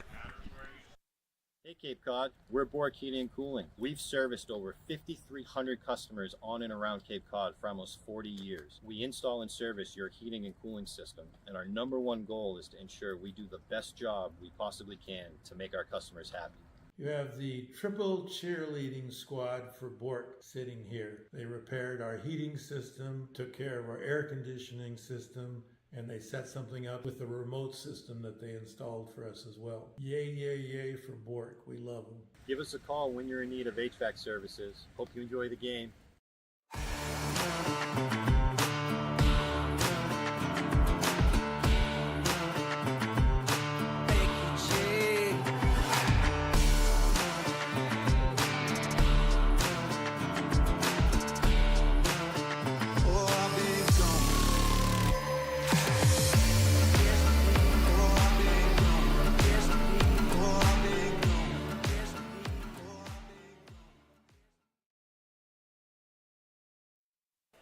the Iowa Hawkeye is dealing all 3 of his outs in the last half inning, came via the strikeout, and it's the last slider in the strikeout pitch to Brian Arndt, a guy who started on the mound himself, that looks at nasty break in the slider, a pitch that can be fed for days up there with all the move it's got, Nico. Yeah, just froze Arndt. He started at his shoulder right there. Arndt kind of turns in. He sees it coming in at him, and there it goes. It just goes right away, right down the middle. That's one of those that you just got to tip your cap to Savory late in the count right there and just breaks off that nasty slider. So the man that caught that pitch and called that pitch, Camden Janik, up to start this inning. Janik so far today reached base safely on a walk.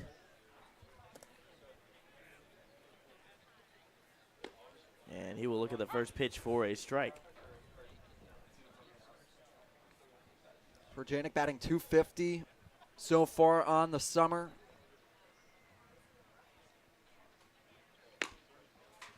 Fastball runs well outside. Janik hitting over .350 in his collegiate season with Illinois. The best catcher in all of the Big Ten, first team all Big Ten. 1-1 in the dirt, 2-1. Janik's an individual that's been coming to the field early, getting in some early work in the cages before taking BP on top of it, hitting the tee, and trying to develop with the wood bat to his best of his ability. Line drive left field. Janik scorches one for a base hit. Yeah, that hard work pays off. It's been contagious for the Harbor Hawks. We've seen, 1 or 2 guys show up early and hit in the cage before BP, and then every time you come out, the group seems to be getting bigger and bigger and bigger and bigger. And a lot of guys really putting a lot of hard work, getting it done for the Harbor Hawks, and you're seeing it transform to on the field. Eric Snow 1 for 1 on the day already. Has a runner on first, and Janik looks at the fastball right over the plate for strike 1. Someone that is also joined in on that early work is Eric Snow as well. So far, it's showed.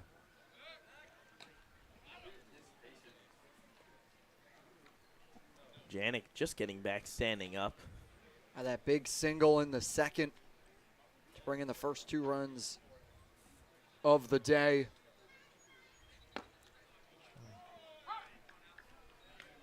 Curveball strike. That 12-6 movement right. The top of the zone dropped right in on it.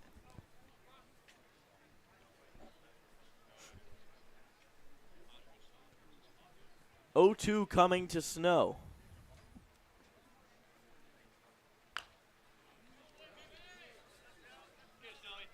Staying alive. Nick Groves waiting on deck.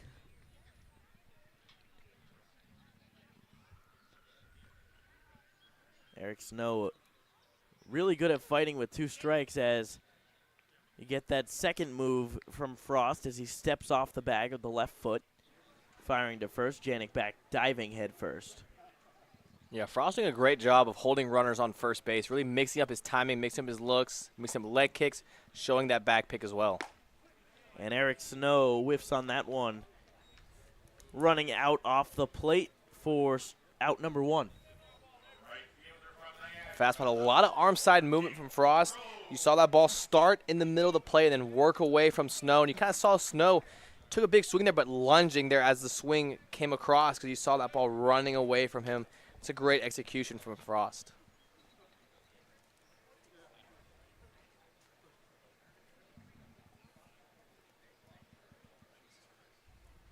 Nick Groves with the lefty-lefty matchup, looking at ball 1.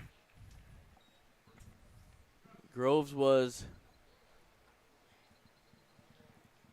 a reason why in the first inning, or I should say in the second inning, they were able to get some action on the base paths, started that 3-run rally moving the runners over from first and second to second and third with a ground ball. And Groves was able to get them in that position. We talk about situational hitting, to be in the situation needed for the Harbor Hawks to succeed.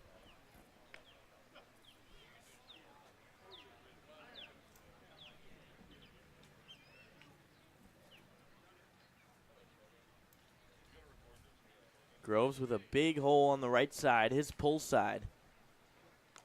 2-0, hits Groves. I guess no, it hit the bat. One of those tough calls there that just couldn't move the bat out of the way quick enough and get the shoulder guard in front of it. Kicks off the barrel of the bat there and is called for the foul instead of the hit by pitch. Against a lefty with such a big breaking ball, you really have to stay in there as long as possible. The 2-1 is in there for the strike. And that's a perfectly executed slider right there. You throw a fastball that almost hits Groves, and then you break off that slider that's going to start in that same place. It looks like it's coming right at him, freezes Groves, and then that slider just breaking back in on the zone. And a chopper towards first base. Anderson spins, fires to second for one, on to first in time. Michael Anderson stretches to get the out call.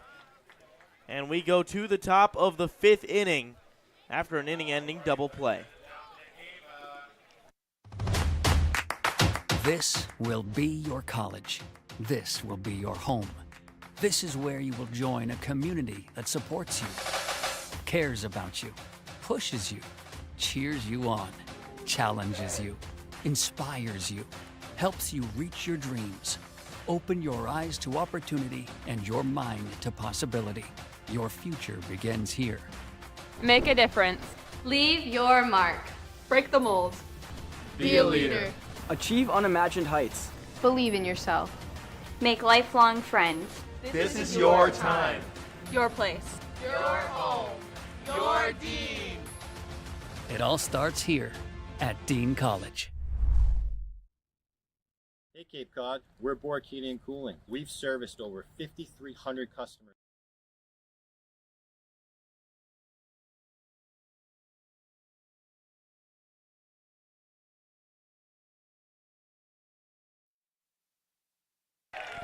Welcome back. Here, Mike Maynard, Matt Skilling, writers for opposing team, UMass Friends, going head-to-head in the pie eating contest.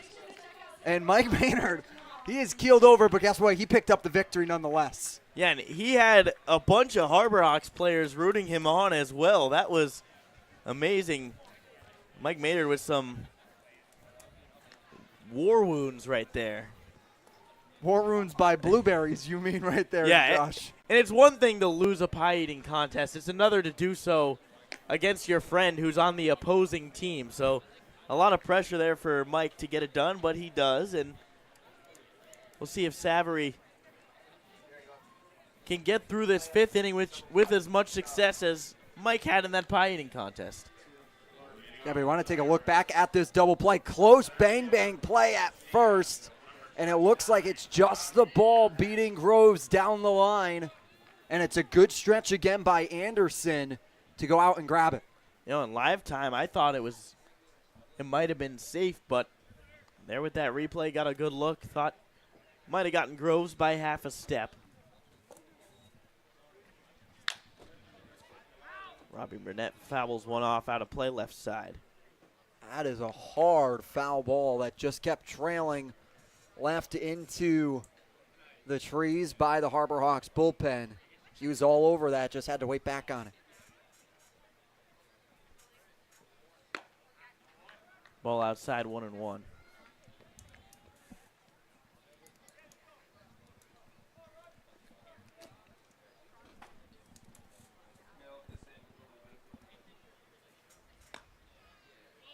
And that ball catches the bottom of the zone. Yeah, not much you can do there if you're the lefty. Burnett, slider breaking in way off away and just catching that outer corner. 0-2 popped up. Should stay in play. Can Janik get there? No, but Clark can. And there's one out. Yeah, Wallace Clark had to range a long way for it. Between Clark, Sav, and Janik all coming in for it. Calls him off right near the Bat Boys. Bat Boys froze a little bit right there, but Clark able to get under it and make the easy play. Talk about the communication that is already apparent on this Harbor Hawks team. And high fly ball to center field. Ranging over is Kepley to make the play. And one pitch, one out for Bristol Carter. It's sometimes taken for granted, the communication on summer ball teams, because these are guys that haven't played together, not necessarily college teammates, and don't know each other. So to have the communication here in July is a huge opportunity there for them here early in the season. So a quick 2 outs for Aaron Savory. Brings up the number 2 hitter, Jake Ogden.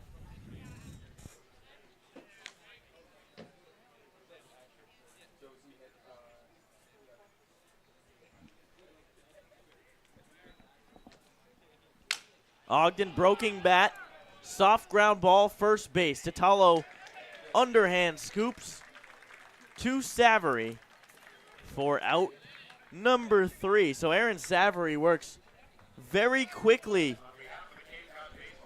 through the top of the 5th inning. And we will send it over to break for the bottom of the 5th. Actually, we will send it down to Josie Broyles, who has more. Thanks, guys. The Hawks have fallen on quite a losing streak, and pitching has really been affected. I was able to talk to head pitching coach Ray Korn, and he said that this is a growing period for the Hawks. He says that what he's noticed the most is that what players learn in the bullpen, they're not doing a very good job on executing that on the field because they get amped up, nervous, and they tend to forget. He's also noticing a handful of habits that they're picking up from their schools, not because they're not learning, but because they're not getting the individual one-on-one time. What Korn likes to do as a coach is give the players that one-on-one time to really work on a clean pitching delivery.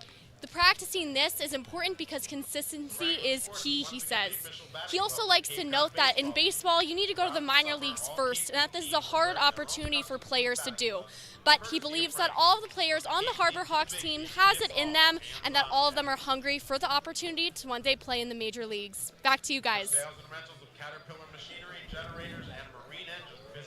Thank you, Josie. We know pitching coach Ray Korn always down for a very fun conversation. Yeah, no doubt, and consistency is key. You know, you love to see guys be able to repeat their mechanics and get it done.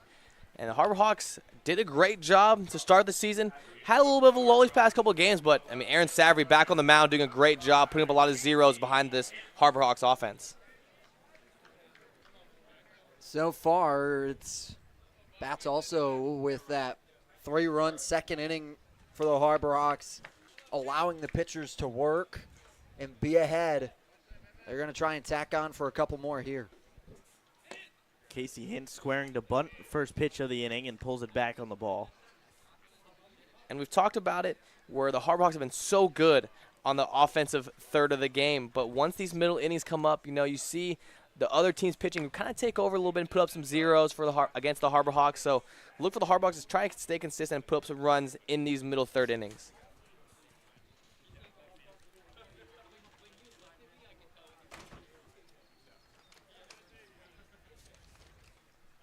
Two-0 to Hintz inside. Actually called a strike. Hintz fooled me a little bit with the jump back, but it did catch the inside part of the plate according to TrackMan.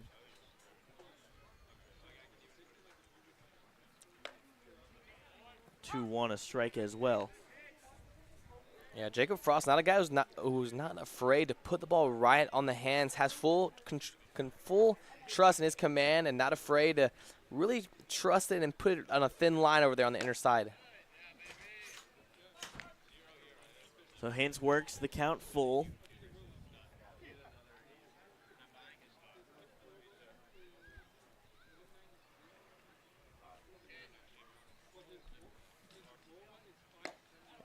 swing and a miss. The sinker running away. Beautifully executed 3-2 pitch, and there's one down. Yeah, another great fastball there from Jacob Frost. Able to get another right-handed man leaning towards that arm side fastball. That ball has so much run moving from right to left on your screen, and it's going to keep using that against the righties and keep getting them chasing on away pitches. Kepley watches the fastball go across the top of the zone. Well, Kepley just missed a home run his first time up, ball low. He hit the ball probably 400 feet, but just foul. It would have been one of those baseballs that would be hard to tell if it is fair because it would have gone well over the pole.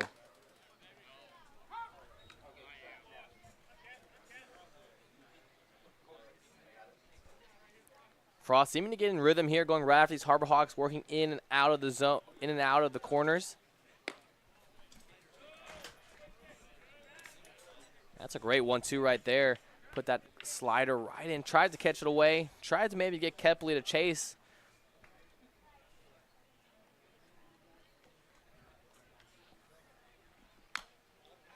And Kepley fouling back to stay alive. For Kepley, extended his 10-game on-base streak to 11 here with the hit by pitch in the first, and then shirted up with a single in the second. Also has 2 stolen bases to his name. A threat for the Mariners. They get him on. 2-2. Just misses bottom of the zone. Kepley somehow laying off it. Wow, I mean, this is his third great plate appearance in this game. Worked that hit by pitch and then had a couple good swings, and that last day being worked a hit. And then a big swing and a miss at the fastball up in the zone. For out number 2. Nothing to do. The fastball is right there, high and tight into the zone. The lights at McKeon Park stay bright all season long thanks to the NAC Cape Cod. NAC offers 2 locations in Hyannis and Orleans, both offering delicious burgers, tacos, sandwiches, and more. Visit thenaccapecod.com to order online today. The NAC Cape Cod is proud to be the Light Up the Park sponsor of the Harbor Hawks all season long. Gazdar fouls off the 1-0 pitch. So we got our good friend Connor back with the Harbor Hawks, the ball boy. Had some awesome conversations with him on the road last year. 1-1 up and away, 2-1.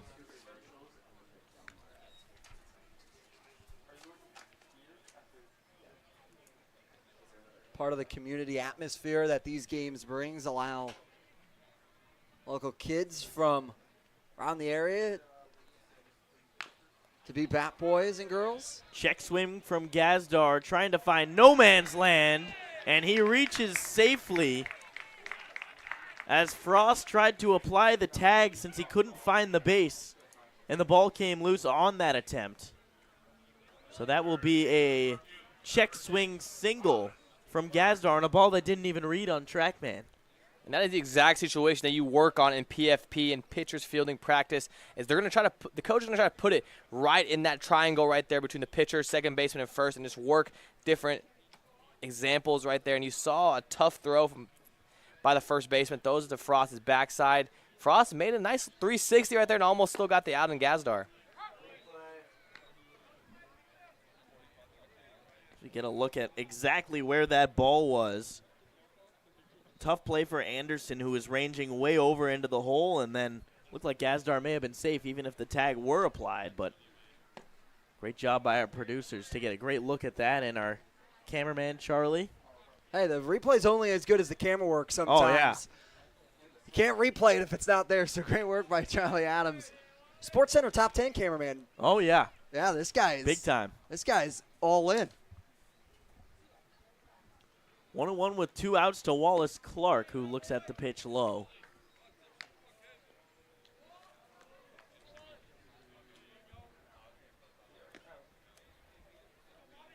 Clark here trying to get hot on his Second time seeing Frost. And he hits one high in the air to center field. Robbie Burnett under it with ease. And there is out number 3. So the Hawks scoreless again in the bottom of the 5th inning, but they do still lead 3-0. We'll send it to break.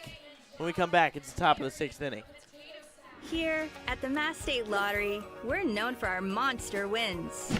But there's no bigger win than the $1 billion we provide each year to support all 351 cities and towns in Massachusetts. In our game, we know that supporting local businesses and helping communities is how we all win. Because at the lottery, we're all playing for the home team.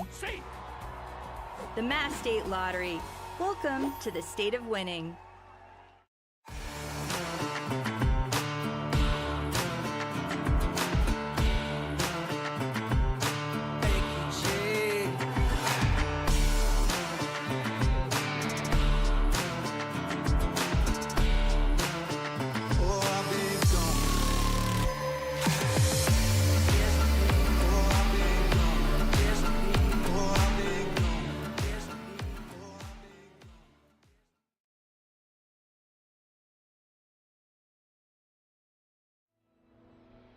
Your future begins at Dean College. Make a difference. Leave your mark. Break the mold. Be a leader. Achieve unimagined heights.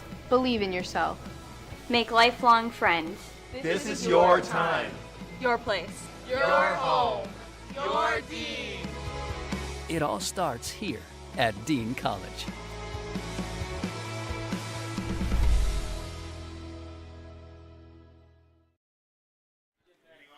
Join the Hyannis Harbor Hawks players and coaches for movie night at McKeon Park on July 15th at 8 p.m. Bring blankets, chairs, and take a seat in the McKeon Park outfield to watch a movie under the lights. Meet your favorite Harbor Hawks as you enjoy food and a good time. That's July 15th at 8 p.m. for movie night at McKeon. Top of the 6th inning. Chopper left side and foul as there we get a look at the standings. Wareham top of the West. And YD, the top of the East, they're at 7-3. Dropping a game yesterday. But they will find themselves in strong positioning here and heading into July 4th week. Henry Godbout up right now. First batter of the 6th inning, Aaron Savory still working. A pitch inside narrowly misses Godbout.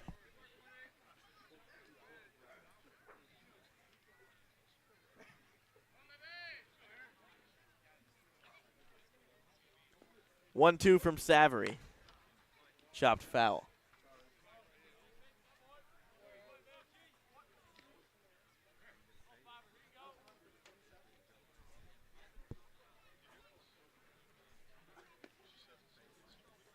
Henry Godbout the Cavalier with his third at-bat of the day. Hard shot to Wallace Clark, who picks it on the backhand, firing over to first for out number 1. And Wallace Clark consistently shows up defensively at the hot corner. He is sanctioned out a place for him on the infield, and it is in that 5th position. He makes everything that is so hard to him look so easy, Nico. Yeah, look a little too easy, some might say. So he's gotten it done, and so has all the infielders for the Harbor Hawks. We've talked about them being so interchangeable, and so far every single guy being able to fill his role in wherever Mitch Carricker puts him. Slider outside to Anderson. Anderson came into the game hitting .438. 3 homers, 11 RBIs, 3 doubles. 1-0 up and in. I think might have clipped our home plate umpire today, Ryan DeMare. Grabbed a little bit of his ear, it looks like, on the outer part. Mike Rabideau over at first base. Robert McHugh at third base, rounding out United umpiring crew today.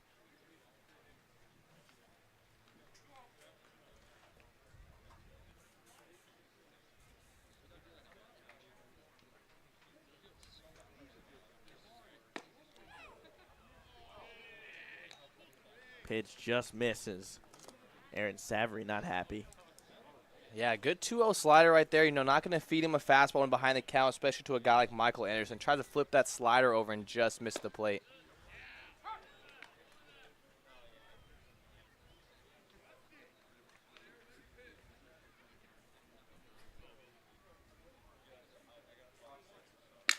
(3-1) broken bat. Snow backs up, fields it on the long hop, and then the strong throw from Mason White make that. And there's 2 outs.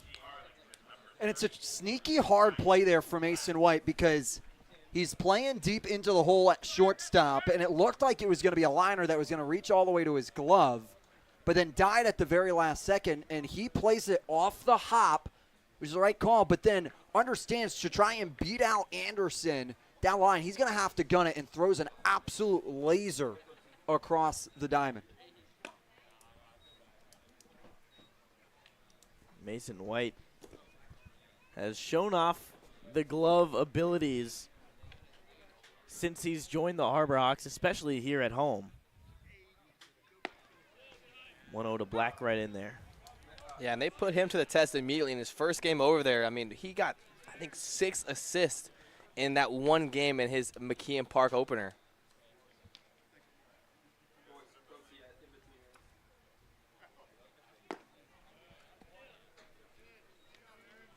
Low and into Black.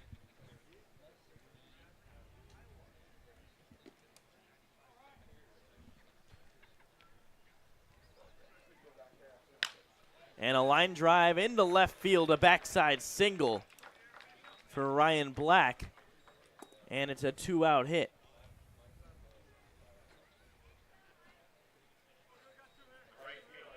Really nice job by Ryan Black to just go with the pitch. Sinker was sinking away from him. Yeah, it's just a good swing right there. Being able to find a gap, you know, hit it where they're not, and gets a 2-man on.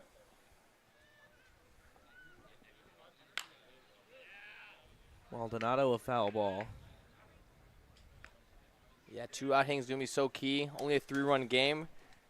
Harwich can try to slowly chip away at this 3-run lead. You know, got plenty of time here. Only in the top of the 6th.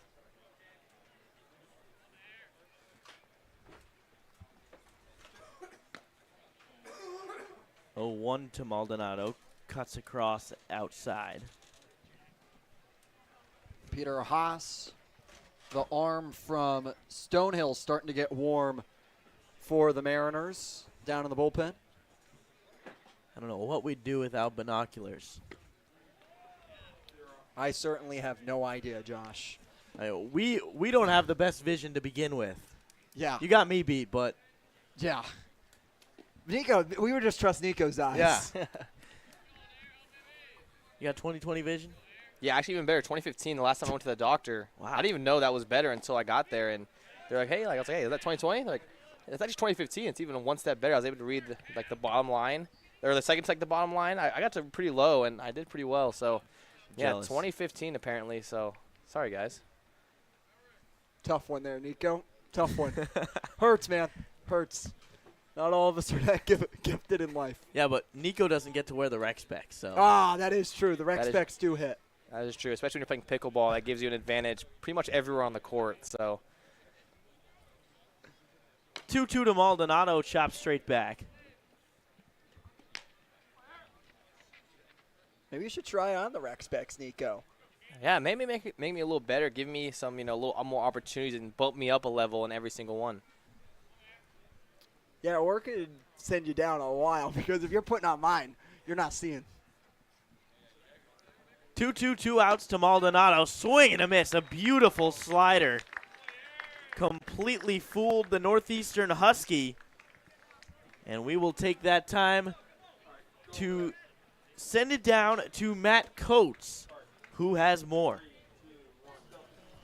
Thanks, guys. Earlier today, I was able to catch up with Eric Snow and just pick his brain a little bit and see how he's able to stay so prepared and so locked in, even though he's surrounded with so much talent in the middle infield. He kind of chuckled when he answered my question. He's like, you always have to stay ready. You always have to be locked in. And guys, he has for sure done that to start this season. Heading into today, hitting .360, and in 3 separate games has had 2 hits. Not to mention, guys, tonight, 1 hit with an RBI on top of that. But he also credits comfortability with helping him get to a quick start to the season. Obviously, he was here last year, and he had great success. But he was placed with the same host family this summer as he had last year, and he said that has allowed him to focus on strictly baseball. He hasn't had to worry about his living situation, getting acclimated with new people. He already feels comfortable with his family and can focus on baseball and baseball only. Back to you guys.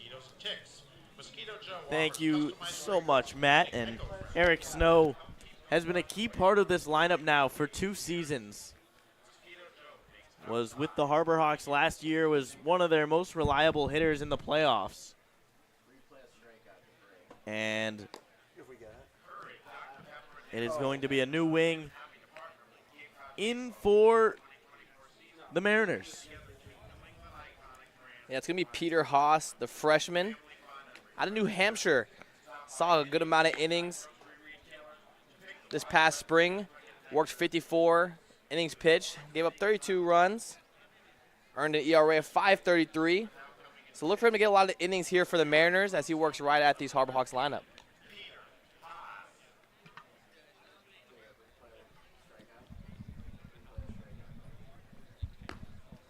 So Haas will face the middle of the order, but here we're going to get another look at Aaron Savary's strikeout. You see that ball just totally drop, and Savary gave a little bit of a look after it, knowing how badly he just fooled Maldonado. Yeah, I mean, that pitch starts on that outer corner, and that's why the hitter, you may see that swing and be like, wow, that wasn't even close. What was he swinging at right there? But when you start that slider in the strike zone, low in the zone, after throwing your fastball, or in Savary's case, his sinker right there, you're going to see that same pitch and say, okay, that ball was a strike last time, so I need to swing, and then that slider just breaks late and catches him swinging.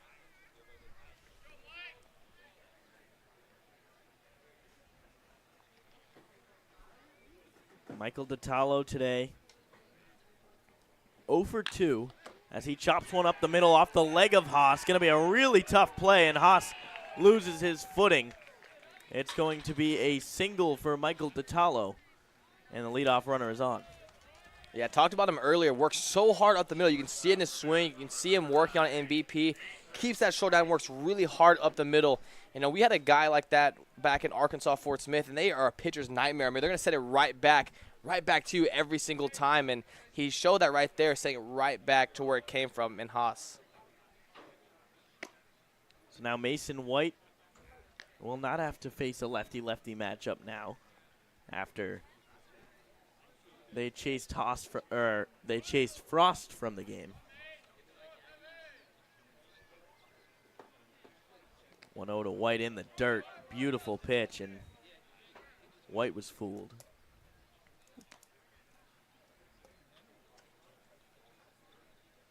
Not going to get a lot of great pitches to hit in this league, where you've got pitchers who are giving you their best stuff time after time.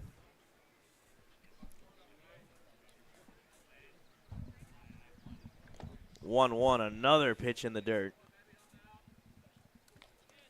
Yeah, changing speed so nicely, and Mason White not able to quite see it. That's back-to-back changeups right there. He worked a lot of those in warm-ups, and he's using it right there. Plays so well, just pulling the string on Mason White. And he does it a third time. A beautiful changeup executed to perfection from Peter Haas, and there's one down. And that is just one of my favorite pitches in baseball, is that well-executed changeup, just pulling the string on it. I mean, it looks so well on that fastball. It looks like it's coming in, and then it just just dies off the plate, and a well-executed changeup down in the zone. It's pretty unhittable, and it's hard to recognize. And the first pitch to Janik runs in and hits him. Hopping a little bit, but seems to be all right, and he'll head down to first base. Yeah, look like he caught him on the thigh right there. Fastball just missed a little arm side for Haas. And just like that, Harbor Hawks have a chance with 2 guys on to score for the first time since at the bottom of the second.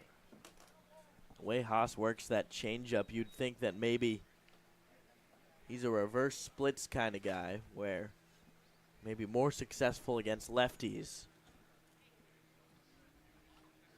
Anytime a guy like that one fouled off, but anytime a guy like that who has so much arm side run with any of their pitches, they're probably more likely to hit a batter of the same handedness. It's kind of exactly what happened with Camden Janik.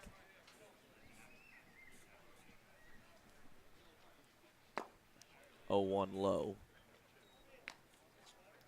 And for the Harbor Hawks here, you're feeling comfortable with having Eric Snow in this position with how well he's been swinging the bat as of late, and just like Matt Coates talked about, the comfortability he has being on Cape and playing for the Harbor Hawks. There you see a righty-righty slider, or changeup, I should say.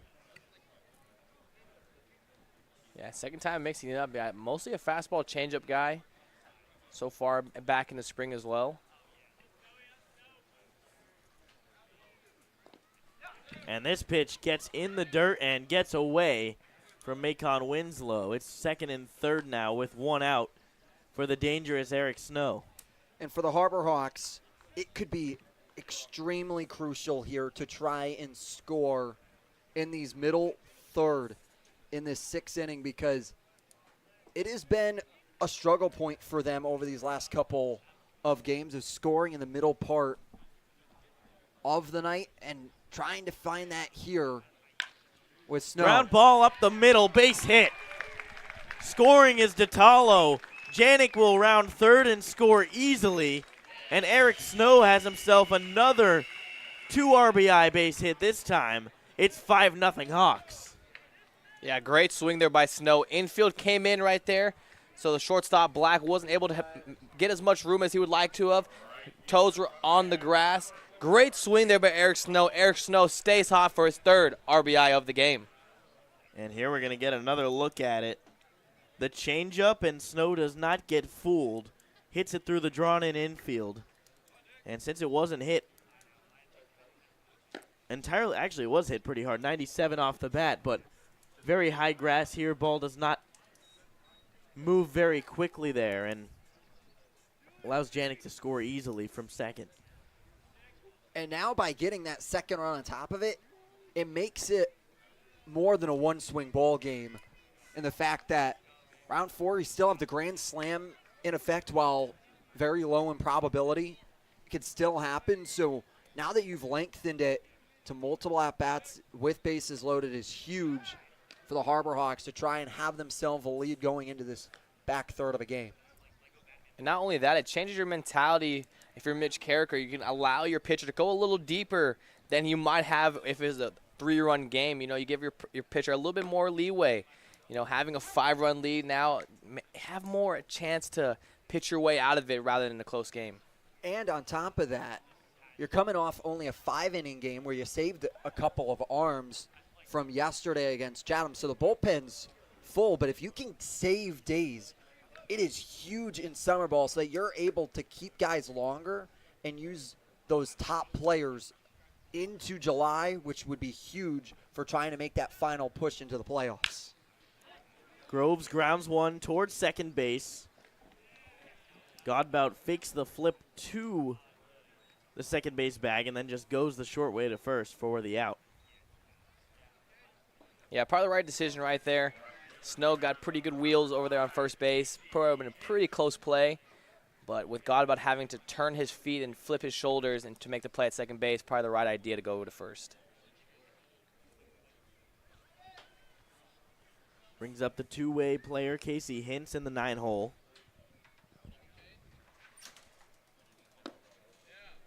Hintz getting the start in left field. Didn't have a lot of at-bats for Arizona this past season, but is certainly trusted on the defensive end there. Played left field in the Pac-12 championship game. And he's done a good job since being thrown into this outfield position, Hintz. And he's embraced his role and he's done a good job. He saw that ranging play in left field to go into foul territory to grab a crucial play. And so far has not been thrown off by the change in his role for the Harbor Hawks.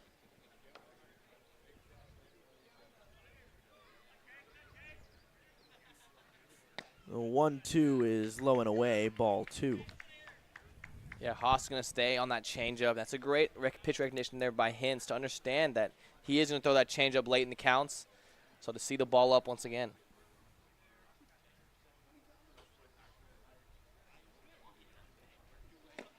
The 2-2 just misses. Another full count drawn from Casey Hintz. Yeah, Hintz still looking for his first hit in this Cape Cod season. First couple games in the batter's box, but having great swings and having much better swings each time. As he goes down with the strikeout swinging. So Peter Haas gets out of the jam, but Eric Snow does the damage. 5-0 Harbor Hawks lead going into the 7th.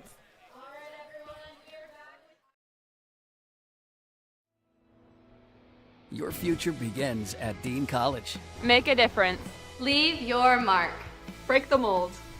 Be a leader. Achieve unimagined heights. Believe in yourself. Make lifelong friends. This is your time. Your place. Your home. Your Dean. It all starts here at Dean College.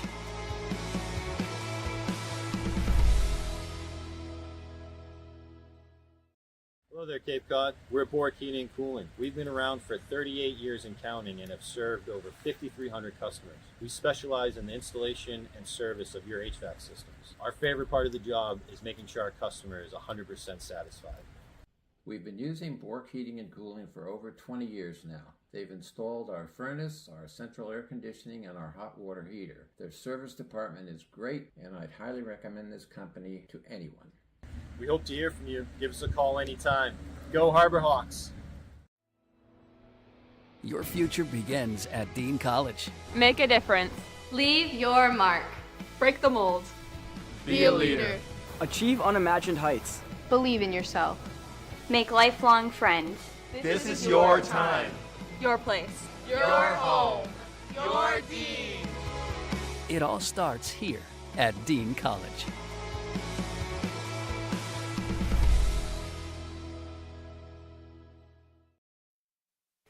Hey Hawk fans, if you live on Cape Cod or know someone who does, tell them to host a Hawk. The Harbor Hawks are in need of host families as the 2024 season continues, and we need your help.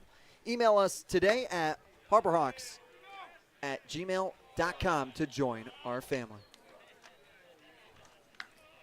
Top of the 7th inning. Macon Winslow up at the plate against Aaron Savory, who's still going strong. And that pitch is the reason why that slider has been devastating all night long. Yeah, making it look easy so far. 3 innings of work under his belt, 4 strikeouts, no earned runs. Just been flipping that sweeper slider over so far all game long. Only give up 2 hits. Sometimes everything just comes together and you are just pitching your stuff, Nico Sharp. And that's what we're seeing here from Savory.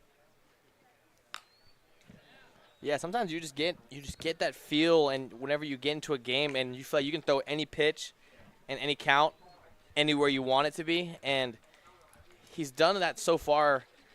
And that's what made the segment so fun earlier, and that's why you can check it out on YouTube, Sharp Segments. You get to kind of look at the pitch arsenal, and you get to see a first-hand look at what that looks like behind the camera and get a little bit of a POV. Man. If only you had told us about this earlier, Nico, I would have watched it in between innings. 3-2 pitch, chopped right back to Savory. Flips over to first, and there's out number 1. Don't worry, you still can. I mean, there are still 3 outs to go. Savory working pretty quickly, so yeah, it's a pretty lengthy video. You know, a little bit of communication happening, a lot of conversation. So, you know, but definitely after this game and after this beautiful outing of Savory having so far, now having 3 1/3 innings pitched, only 50 pitches, 31 strikes. You know, he's doing well working right at these Mariners hitters. He'll face the bottom of the order this inning. Already got the 7-hitter Macon Winslow out. Now Brian Arndt, the starting pitcher today, and now DH. Looking at strike 1. And looking at ball one as well. And Stone Cushing getting warm and starting to go through his motions in the Harbor Hawks bullpen.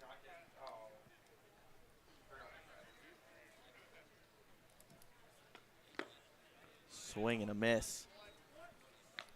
And not only throwing that slider, but also having that arm side sinker work for him, and it's missing a lot of barrels, and a lot of guys swinging over the top of it with that fastball or two-seam, having a lot of late dive to it. Savary's given up one hit in his outing. It was a bloop single into right field. 2-2, swing and a miss. Nasty stuff out of Aaron Savary. And there's 2 outs. And look at this pitch once again from Aaron Savary. It's going to break right to left, and it goes out of the zone. So quick as it was in it. Can't do anything if you aren't. You're extending the zone at 2,900 on the spin rate. He is dealing right now. And that is certainly one of the highest spin rates, if not the highest. We're going to get numbers on that later on, likely tonight or tomorrow. So stay updated on that. But 2,900 for reference is absolutely ridiculous. And what spin rate does, especially on a slider, is it removes the laces on a ball. So it just looks like a white pearl coming at you. So you can't tell what pitch is coming. So when he has that far of a spin rate, you can't really tell if that's a fastball or a slider. Whenever a guy throws a slider, the usual tell is you can see a red circle, and it looks like it's spinning at you, and that's how you can have pitch recognition on the slider. But when you have a guy having that high of a spin rate, the ball is just white. So when the higher the spin rate, the harder to tell it is for pitch recognition as a hitter.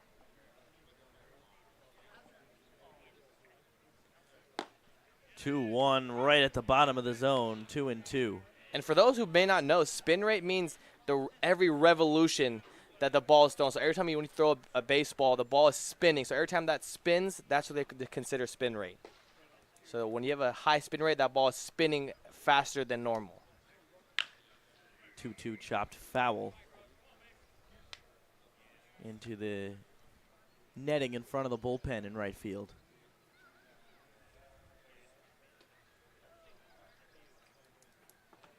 Aaron Savary trying to get through 4 innings scoreless.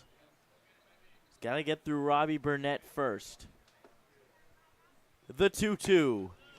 He got him. Look, no, he didn't. He didn't. It looked like home plate umpire Ryan DeMare started to ring him up. Decided not to, so it'll be a 3-2 pitch now from Savary. And he got him this time. Why get him looking when you can get him to whiff? 4 innings scoreless for the man Aaron Savary.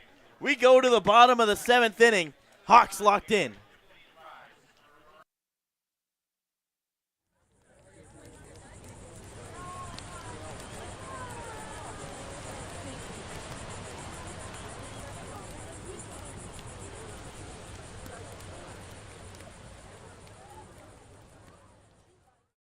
On and around Cape Cod for almost 40 years. We install and service your heating and cooling system, and our #1 goal is to ensure we do the best job we possibly can to make our customers happy. You have the triple cheerleading squad for Bork sitting here. They repaired our heating system, took care of our air conditioning system, and they set something up with the remote system that they installed for us as well. Yay, yay, yay for Bork. We love them. Give us a call when you're in need of HVAC services. Hope you enjoy the game. Hello there, Cape Cod. We're Bork Heating and Cooling. We've been around. This will be your college. This will be your home. This is where you will join a community that supports you, cares about you, pushes you, cheers you on, challenges you, inspires you, helps you reach your dreams. Open your eyes to opportunity and your mind to possibility. Your future begins here. Make a difference. Leave your mark. Break the mold. Be a leader. Achieve unimagined heights. Believe in yourself. Make lifelong friends. This is your time. Your place. Your home. Your Dean. It all starts here at Dean College.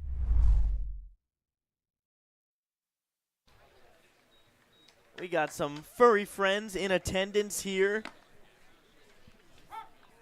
watching this Harbor Hawks game as the first pitch to Kepley's in there for a strike. Good dog, just sitting there watching some baseball. A 1 to Kepley is a strike as well, quickly 0-2. Yeah, I see a couple good boys out there in the stands. You know, the family's out once again. I see a lot of dogs today. A lot of dogs got front row, came early. And strike 3 looking, Kepley will head back to the dugout. It's a great time to give you an update on what's going on around the Cape as well. Brewster taking down Katuitt 10-7. Today that one's final. Down to the bottom of the 6th, it's Bourne and Falmouth locked up 2-2. Then in the bottom of the 4th, it's 1-1 between Orleans and YD. And in the bottom of the 3rd, it's the hot Wareham Gatemen leading the Anglers 4-1 through 3. And only through 3 innings, the Wareham Gatemen already scoring 4 runs. I mean, that is a team who can't do much wrong right now. They're getting it done on both sides. They're guys who are base hit guys, but can drive the ball, show a little power against us. Last week had a couple of bombs, a couple home runs. So they're a hot team right now, sitting at 8-2. And you can see them again tomorrow as they take on the Hyannis Harbor Hawks right here on the Harbor Hawks Baseball Network at 6 o'clock across the Sagamore Bridge, and bring you that one at 5:50, starting with pregame coverage. I'm a big fan of driving over the bridge in general. Said no one ever. John Gazdar takes the 2-1 pitch, and he hammers one left field way foul. And one of our producers, Daniel, he's a big bridge goer. Like to go for a nice bike ride on the Cape Canal. Chop to third base. Firing is Jake Ogden for out number 2. Yeah, a little chopper, nice candy hop to Ogden. Not getting much easier play for him. That ball fell into his lap. Able to make the good throw over there and get out number 2. So Wallace Clark hitting from the left-handed side. Hawks, one of the few teams in the Cape League that really do have very even splits facing left-handed versus right-handed pitching. OPS right around 740 both ways, and a lot of that is because of guys like Wallace Clark who switch hit, will flip to the other side, lefty versus righty, and just a very well-balanced lineup 1 through 9. As Clark hits one towards first base for out number 3, a very quick 1-2-3. Bottom of the 7th inning. Top of the 8th, Hawks 6 outs away. Hey Cape Cod, we're Bork Heating and Cooling. We've serviced over 5,300 customers on and around Cape Cod for almost 40 years. We install and service your heating and cooling system, and our #1 goal is to ensure we do the best job we possibly can to make our customers happy. You have the triple cheerleading squad for Bork sitting here. They repaired our heating system, took care of our air conditioning system, and they set something up with the remote system that they installed for us as well. Yay, yay, yay for Bork. We love them. Give us a call when you're in need of HVAC services. Hope you enjoy the game.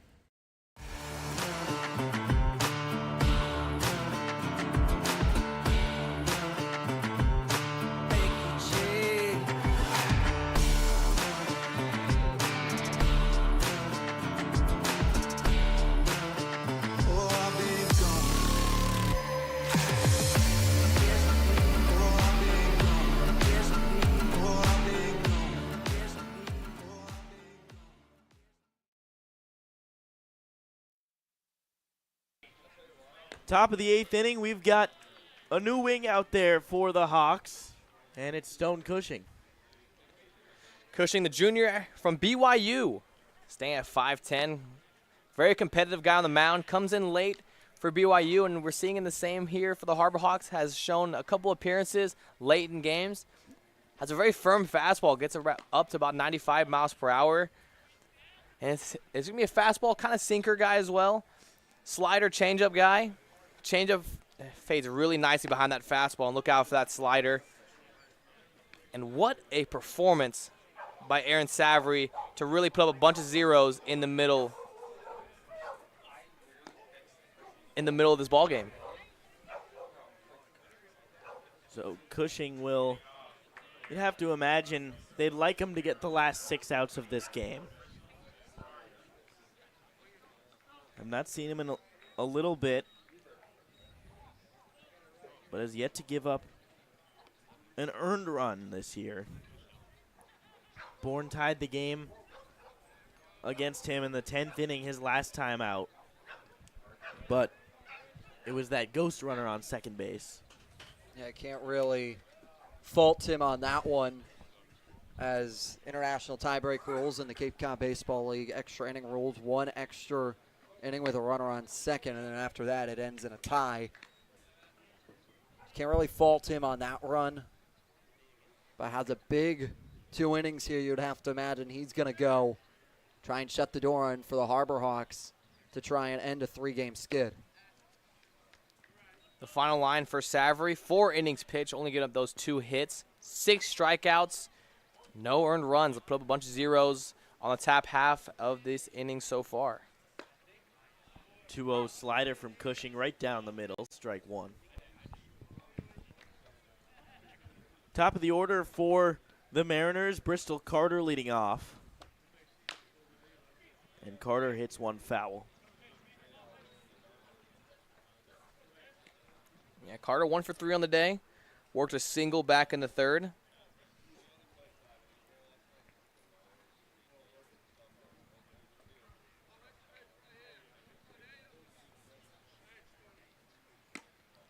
Two again.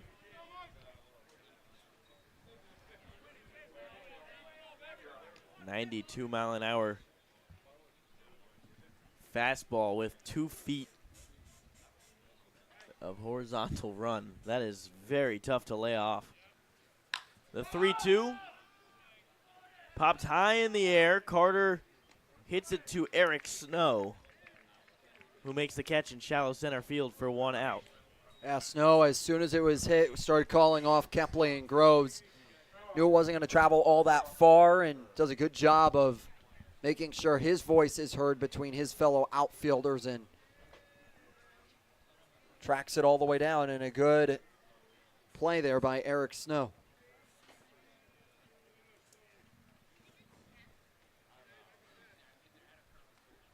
Jake Ogden at the plate now with 1 out. Swing and a miss at the sinker. 93. Bowling ball. And when you just look at the movement itself, it almost has like a change-up movement, but that's a sinker right there. I mean, the ball has so much downward movement to it.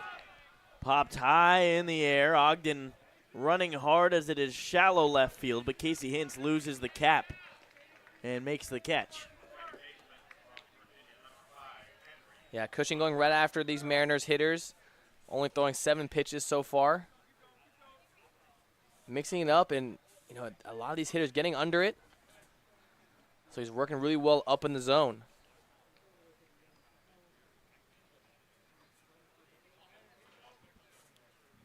And if he is expected to get the final 3 outs in the 9th as well, it's very good that he attacks and limits his pitch count, as they don't want to use too many bullpen arms. So looks like he's hoping to get these next 4 outs as the bullpen for the Harbor Hawks remains empty.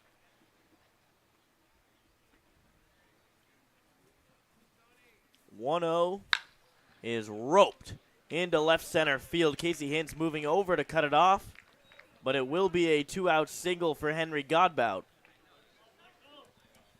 to bring up the dangerous Michael Anderson.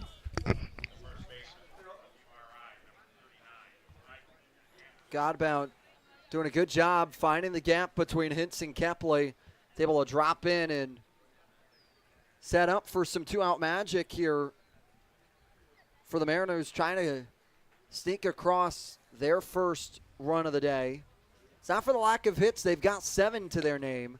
Just haven't had that big hit today that is able to plate a couple. Yeah, it's going to be that timely hitting for the Mariners that they're missing out so far. That's a great job there with 2 outs. Find a way on from Michael Anderson, hitting .412 so far this season, leading the Cape Cod Baseball League. 0-1 sinker right down the middle. Yeah, first pitch, front hip slider there from Cushing, then backs it up with that sinker coming back inside on him. Doing a great job of mixing up his arsenal.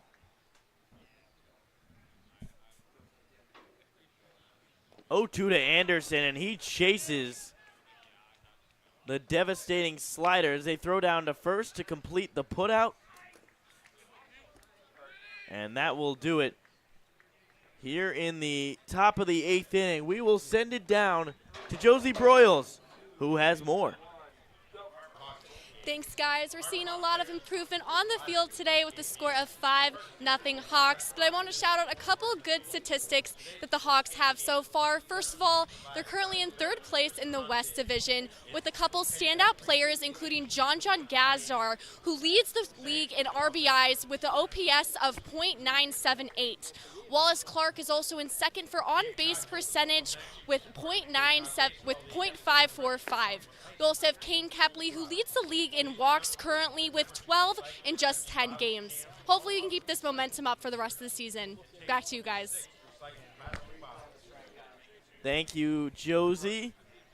And let's get another look at that strikeout from Stone Cushing to end the game to get Michael Anderson. Yeah, it's that hard-breaking slider. Once again, we saw it a lot from Savrian. First base runner. Didn't remember how many outs there are as, a dirt ball, drop third strike with 2 outs and a runner on first. Still got to go out and make the play. But Josie talked about it in the different offensive categories that the Harbor Hawks are leading in, and finally being able to put it together this game, finding ways on. We've seen a couple RBIs in big-time situations and that timely hitting, and so far it's 2 crooked numbers up there for the Harbor Hawks. So the middle of the order, Michael DiTallo will step to the plate to face Peter Haas back in there for another inning. Yeah, after that shaky inning he had back in the 6th, really settled back in with that 1-2-3 inning in the last half of the 7th inning. And DiTallo's looking for an extra base hit here.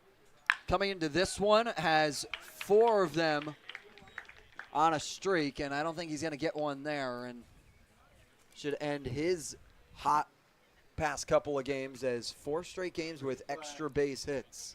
Yeah, I'll take a 99-mile-an-hour fastball that he just smokes through the 6-hole. Should say 99 off the bat, 87-mile-an-hour fastball from Peter Haas. Yeah, goes out and gets it out front, and we talked about it earlier. The Harbor Hawks lead the league in on-base percentage with their leadoff guy on, and we've seen a couple of walks for a leadoff hitter, and then that's another base hit. So the on-base percentage on the leadoff for the Harbor Hawks continue to go up. Mason White, nobody out. Runner on first base and 1 strike. White takes the fastball outside. Mason White was fooled by 3 changeups in the dirt his last time up. Haas has not thrown it yet in this AB. There goes the runner to second, DiTallo, but Mason White fouls it away. DiTallo will have to head all the way back to first base. Getting that cardio in.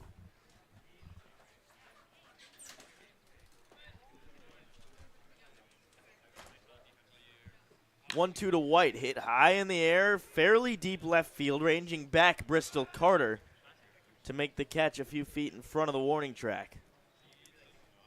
Yeah, Haas went back to the well with that changeup, went back-to-back right there, and especially when White struggled in that first plate appearance with that changeup, able to make a little bit of adjustment, just got under it, but again, you can see his approach change, and he's seen a bunch of changeups by now. That will be his 5th changeup he's seen in 2 at-bats.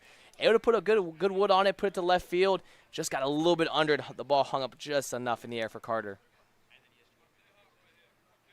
Camden Janik up at the plate with 1 out. Takes the pitch, bottom of the zone for a strike.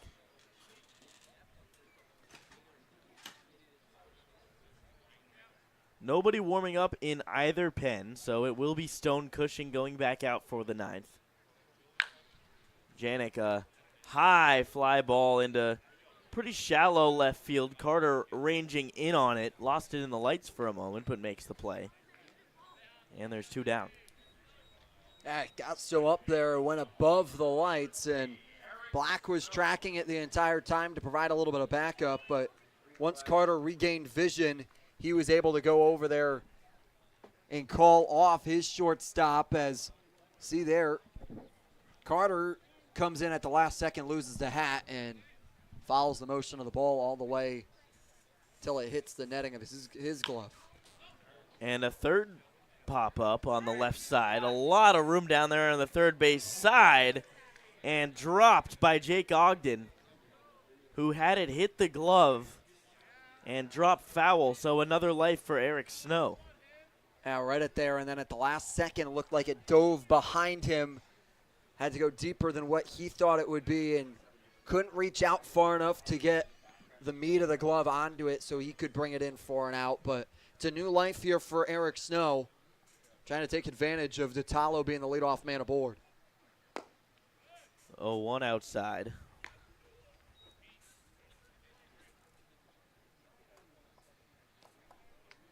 Now, if that does get ruled an error, if the Harbor Hawks are able to score, it would be an unearned run. And Eric Snow, another high fly ball foul. Left side, there is room, but it falls in no man's land. As that time, Jake Ogden ran out into deep left field. Just couldn't make the play. I mean, he was flying over there. I mean, third base is a good distance away from that bullpen down the left field line for the Harbor Hawks, and he tracked it all the way down, beat the left fielder and Carter over there. I mean, he showed off the speed there a little bit, covered a lot of ground, and almost made that over-the-shoulder play, as you see right here. 1-2 to Eric Snow. There goes Ditalo. High fly ball, deep left field. Back at the track is Carter, and he makes a leaping grab. Eric Snow gave it a ride, just barely not enough.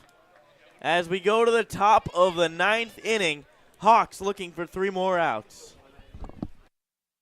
When you need to be seen for a minor illness or injury, Cape Cod Healthcare Urgent Care is here for you with high-quality, full-service walk-in care. ER expertise meets urgent care convenience at our 6 urgent care centers, which are staffed by board-certified ER providers and located Cape-wide from Falmouth to Orleans. Cape Cod Healthcare Urgent Care is open daily and offers a cost-saving option for everything from sprains to stitches, with timely treatment in under an hour for most patients. View online wait times at capecodhealth.org/urgent care. Cape Cod Healthcare Urgent Care. Minor emergencies, major attention.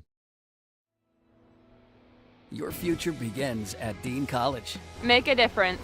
Leave your mark. Break the mold. Be a leader. Achieve unimagined heights. Believe in yourself. Make lifelong friends. This is your time. Your place. Your home. Your Dean. It all starts here at Dean College.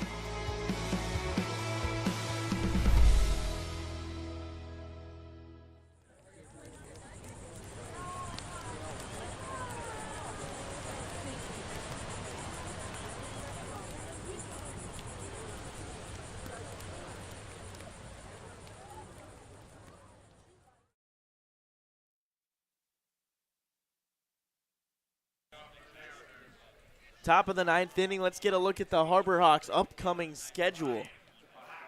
They got a big one tomorrow at Wareham. They do battle against the Gatemen for the second time in less than 5 days, and then they're back at Brewster, and then return home to take on Cotuit on a Sunday matchup in the Battle of Barnstable for the first time here inside the confines of McKeon Park, and then travel down to Gov Fuller Field, the home of the Milton Cat All-Star Game on Monday. Yeah, in between there, got Fenway Day. Yes. As the teams will head down to Boston on July 1st to get looked at by Major League scouts. Put on a little showcase there. Stone Cushing, beautiful changeup. Pulled by Black. Yeah, pulled the string right there, swung right over it. And guys, that's a lot of away games. That's 4 of the next 5 games on the road. Only 1 going to be here at McKeon Park. You know what that means, Nico Sharp? What does that mean, Irons? Equipment checklist is coming out. And we are ready to go and pack up and bring this broadcast on the road. Yeah, if we can get a video of the equipment checklist and how seriously it means to Jacob Irons, I wish we could and put that on the broadcast. That is, I mean, just as serious as Irons is on the broadcast, it's 10 times more serious about the equipment checklist. That is no joke, but that is why we have all of our stuff all the time. Fly ball left field. Casey Hintz a step back and then ranges in to make the play. And I suggested skipping the checklist the other day, and I think Jacob Irons almost threw me out of the press box. Yeah, it'll be like, so we have a note shared for the equipment checklist, and we get like alerts if like it's edited. It'll be like 2 in the morning, and this kid's still thinking about the equipment checklist. I'll see Jacob Irons has edited the equipment checklist. I'm like, what are we doing? It's pretty unbelievable, but you better believe that nothing will be left here at McKeon Park when we go on the road. Hey, we are overpacking this year in comparison to last year. True. When we were underpacking. So, hey, I'm sorry. I'm making sure we are prepared and ready to bring all of you at home a great broadcast day in and day out. That NBC knowledge. Oh, Josh. Yeah, he always preaches. That's what they teach us in Notre Dame. We get it done. We bring our equipment. They get it done the right way, and we see that happen day in and day out from Jacob Irons. 2-0 to Maldonado in there for a strike. What would I do without you two? Best broadcast partners in baseball right here. You'd probably be much calmer, I'd say. Oh, you have no idea. 2-1 just misses low.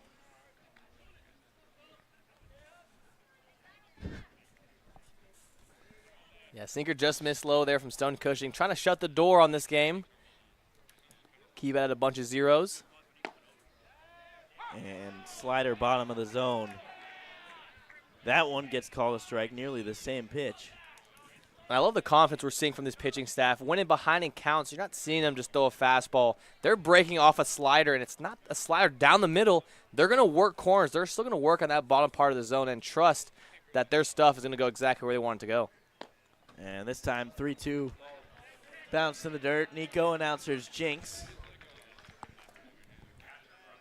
So 1 down for Macon Winslow.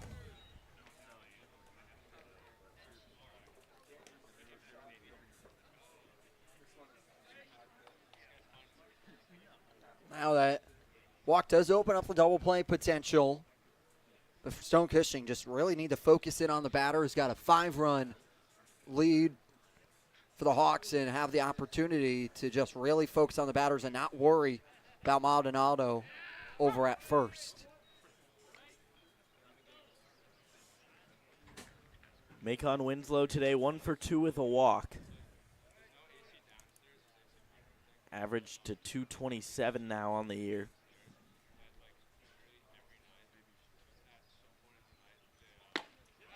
Check swing, did he go? No, he did not. I think the Hawks asking for the strike call anyways. Ball in the inside part of the zone. Don't get the call. Cushing is a sinker baller guy. Sinker balls provide a lot of ground balls, which Eagles double plays. And then he flips this front door slider in for a strike, 1 and 2. For Cushing, he's a pitcher that we talked about it with Ryan Ramboski, but he's got a little mojo on the mound. Pitches with some oomph and some extra energy when he touches the rubber. 1-2 off the end of the bat into center field. It's a base hit. Rounding second, going to third is Cam Maldonado. It'll be runners on first and third for Brian Arndt. Yeah, ball hit at the end of his bat. Sound like it may have splintered a little bit, and that ball just able to get over the head of Wallace Clark over at short. Mason White over there at shortstop. Yeah, made a little bit of a weird sound. Sounded like an aluminum, aluminum bat there a little bit as it hit off the top. A bad aluminum bat sound, but nonetheless, it's our runners on the corners for Cushing trying to work around it. Arndt lines the ball down the left field line. That will bring in a run. Hintz cuts it off at the line, throwing to third. Wallace Clark can't get the tag down, and it is an RBI double for Brian Arndt. Now two runners in scoring position for Robbie Burnett, and a 4-run lead for the Hawks.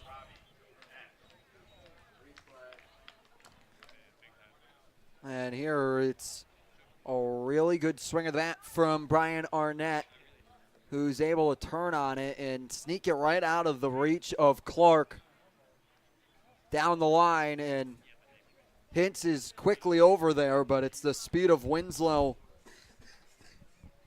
and Arndt advancing to put themselves in scoring position. But once again, that 5-run lead here is going to start to get eaten away, but got to really just focus on the batters. Ground ball left side. Clark fields, throws to first for the out. Scoring is Winslow, who looked like he wasn't going to run home at first, and then noticed that he had Arndt behind him going to third, so he had to run. Clark didn't really care, as that run did not matter. Gets the out at first instead, so Hawks one away still. The tying run is on deck.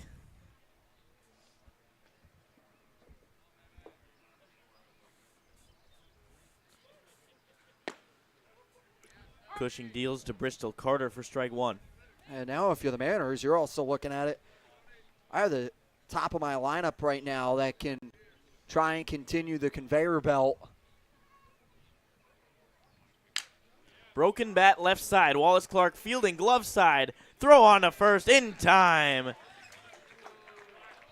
Harbor Hawks win 5-2 as Stone Cushing gets the final 6 outs.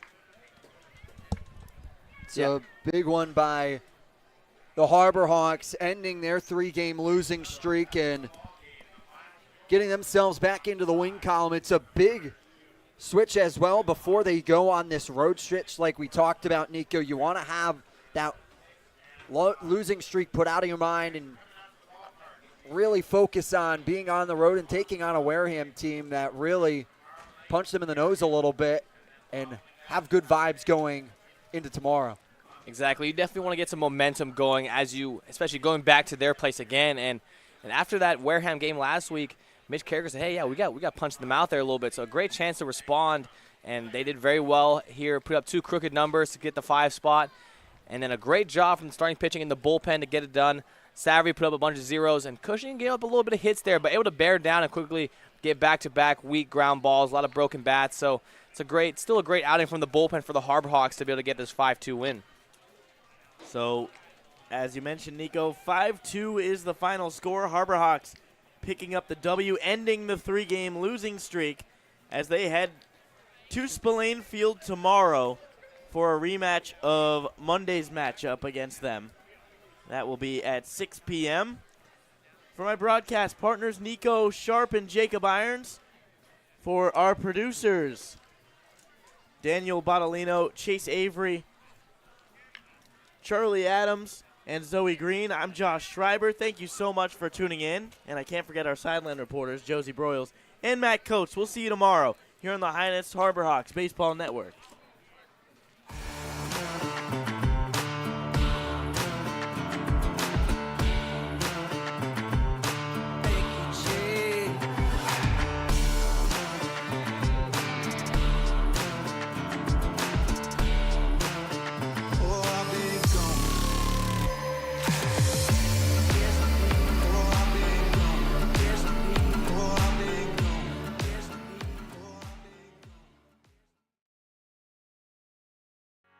Here at the Mass State Lottery, we're known for our monster wins. But there's no bigger win than the $1 billion we provide each year to support all 351 cities and towns in Massachusetts. In our game, we know that supporting local businesses and helping communities is how we all win. Because at the lottery, we're all playing for the home team. The Mass State Lottery. Welcome to the state of winning.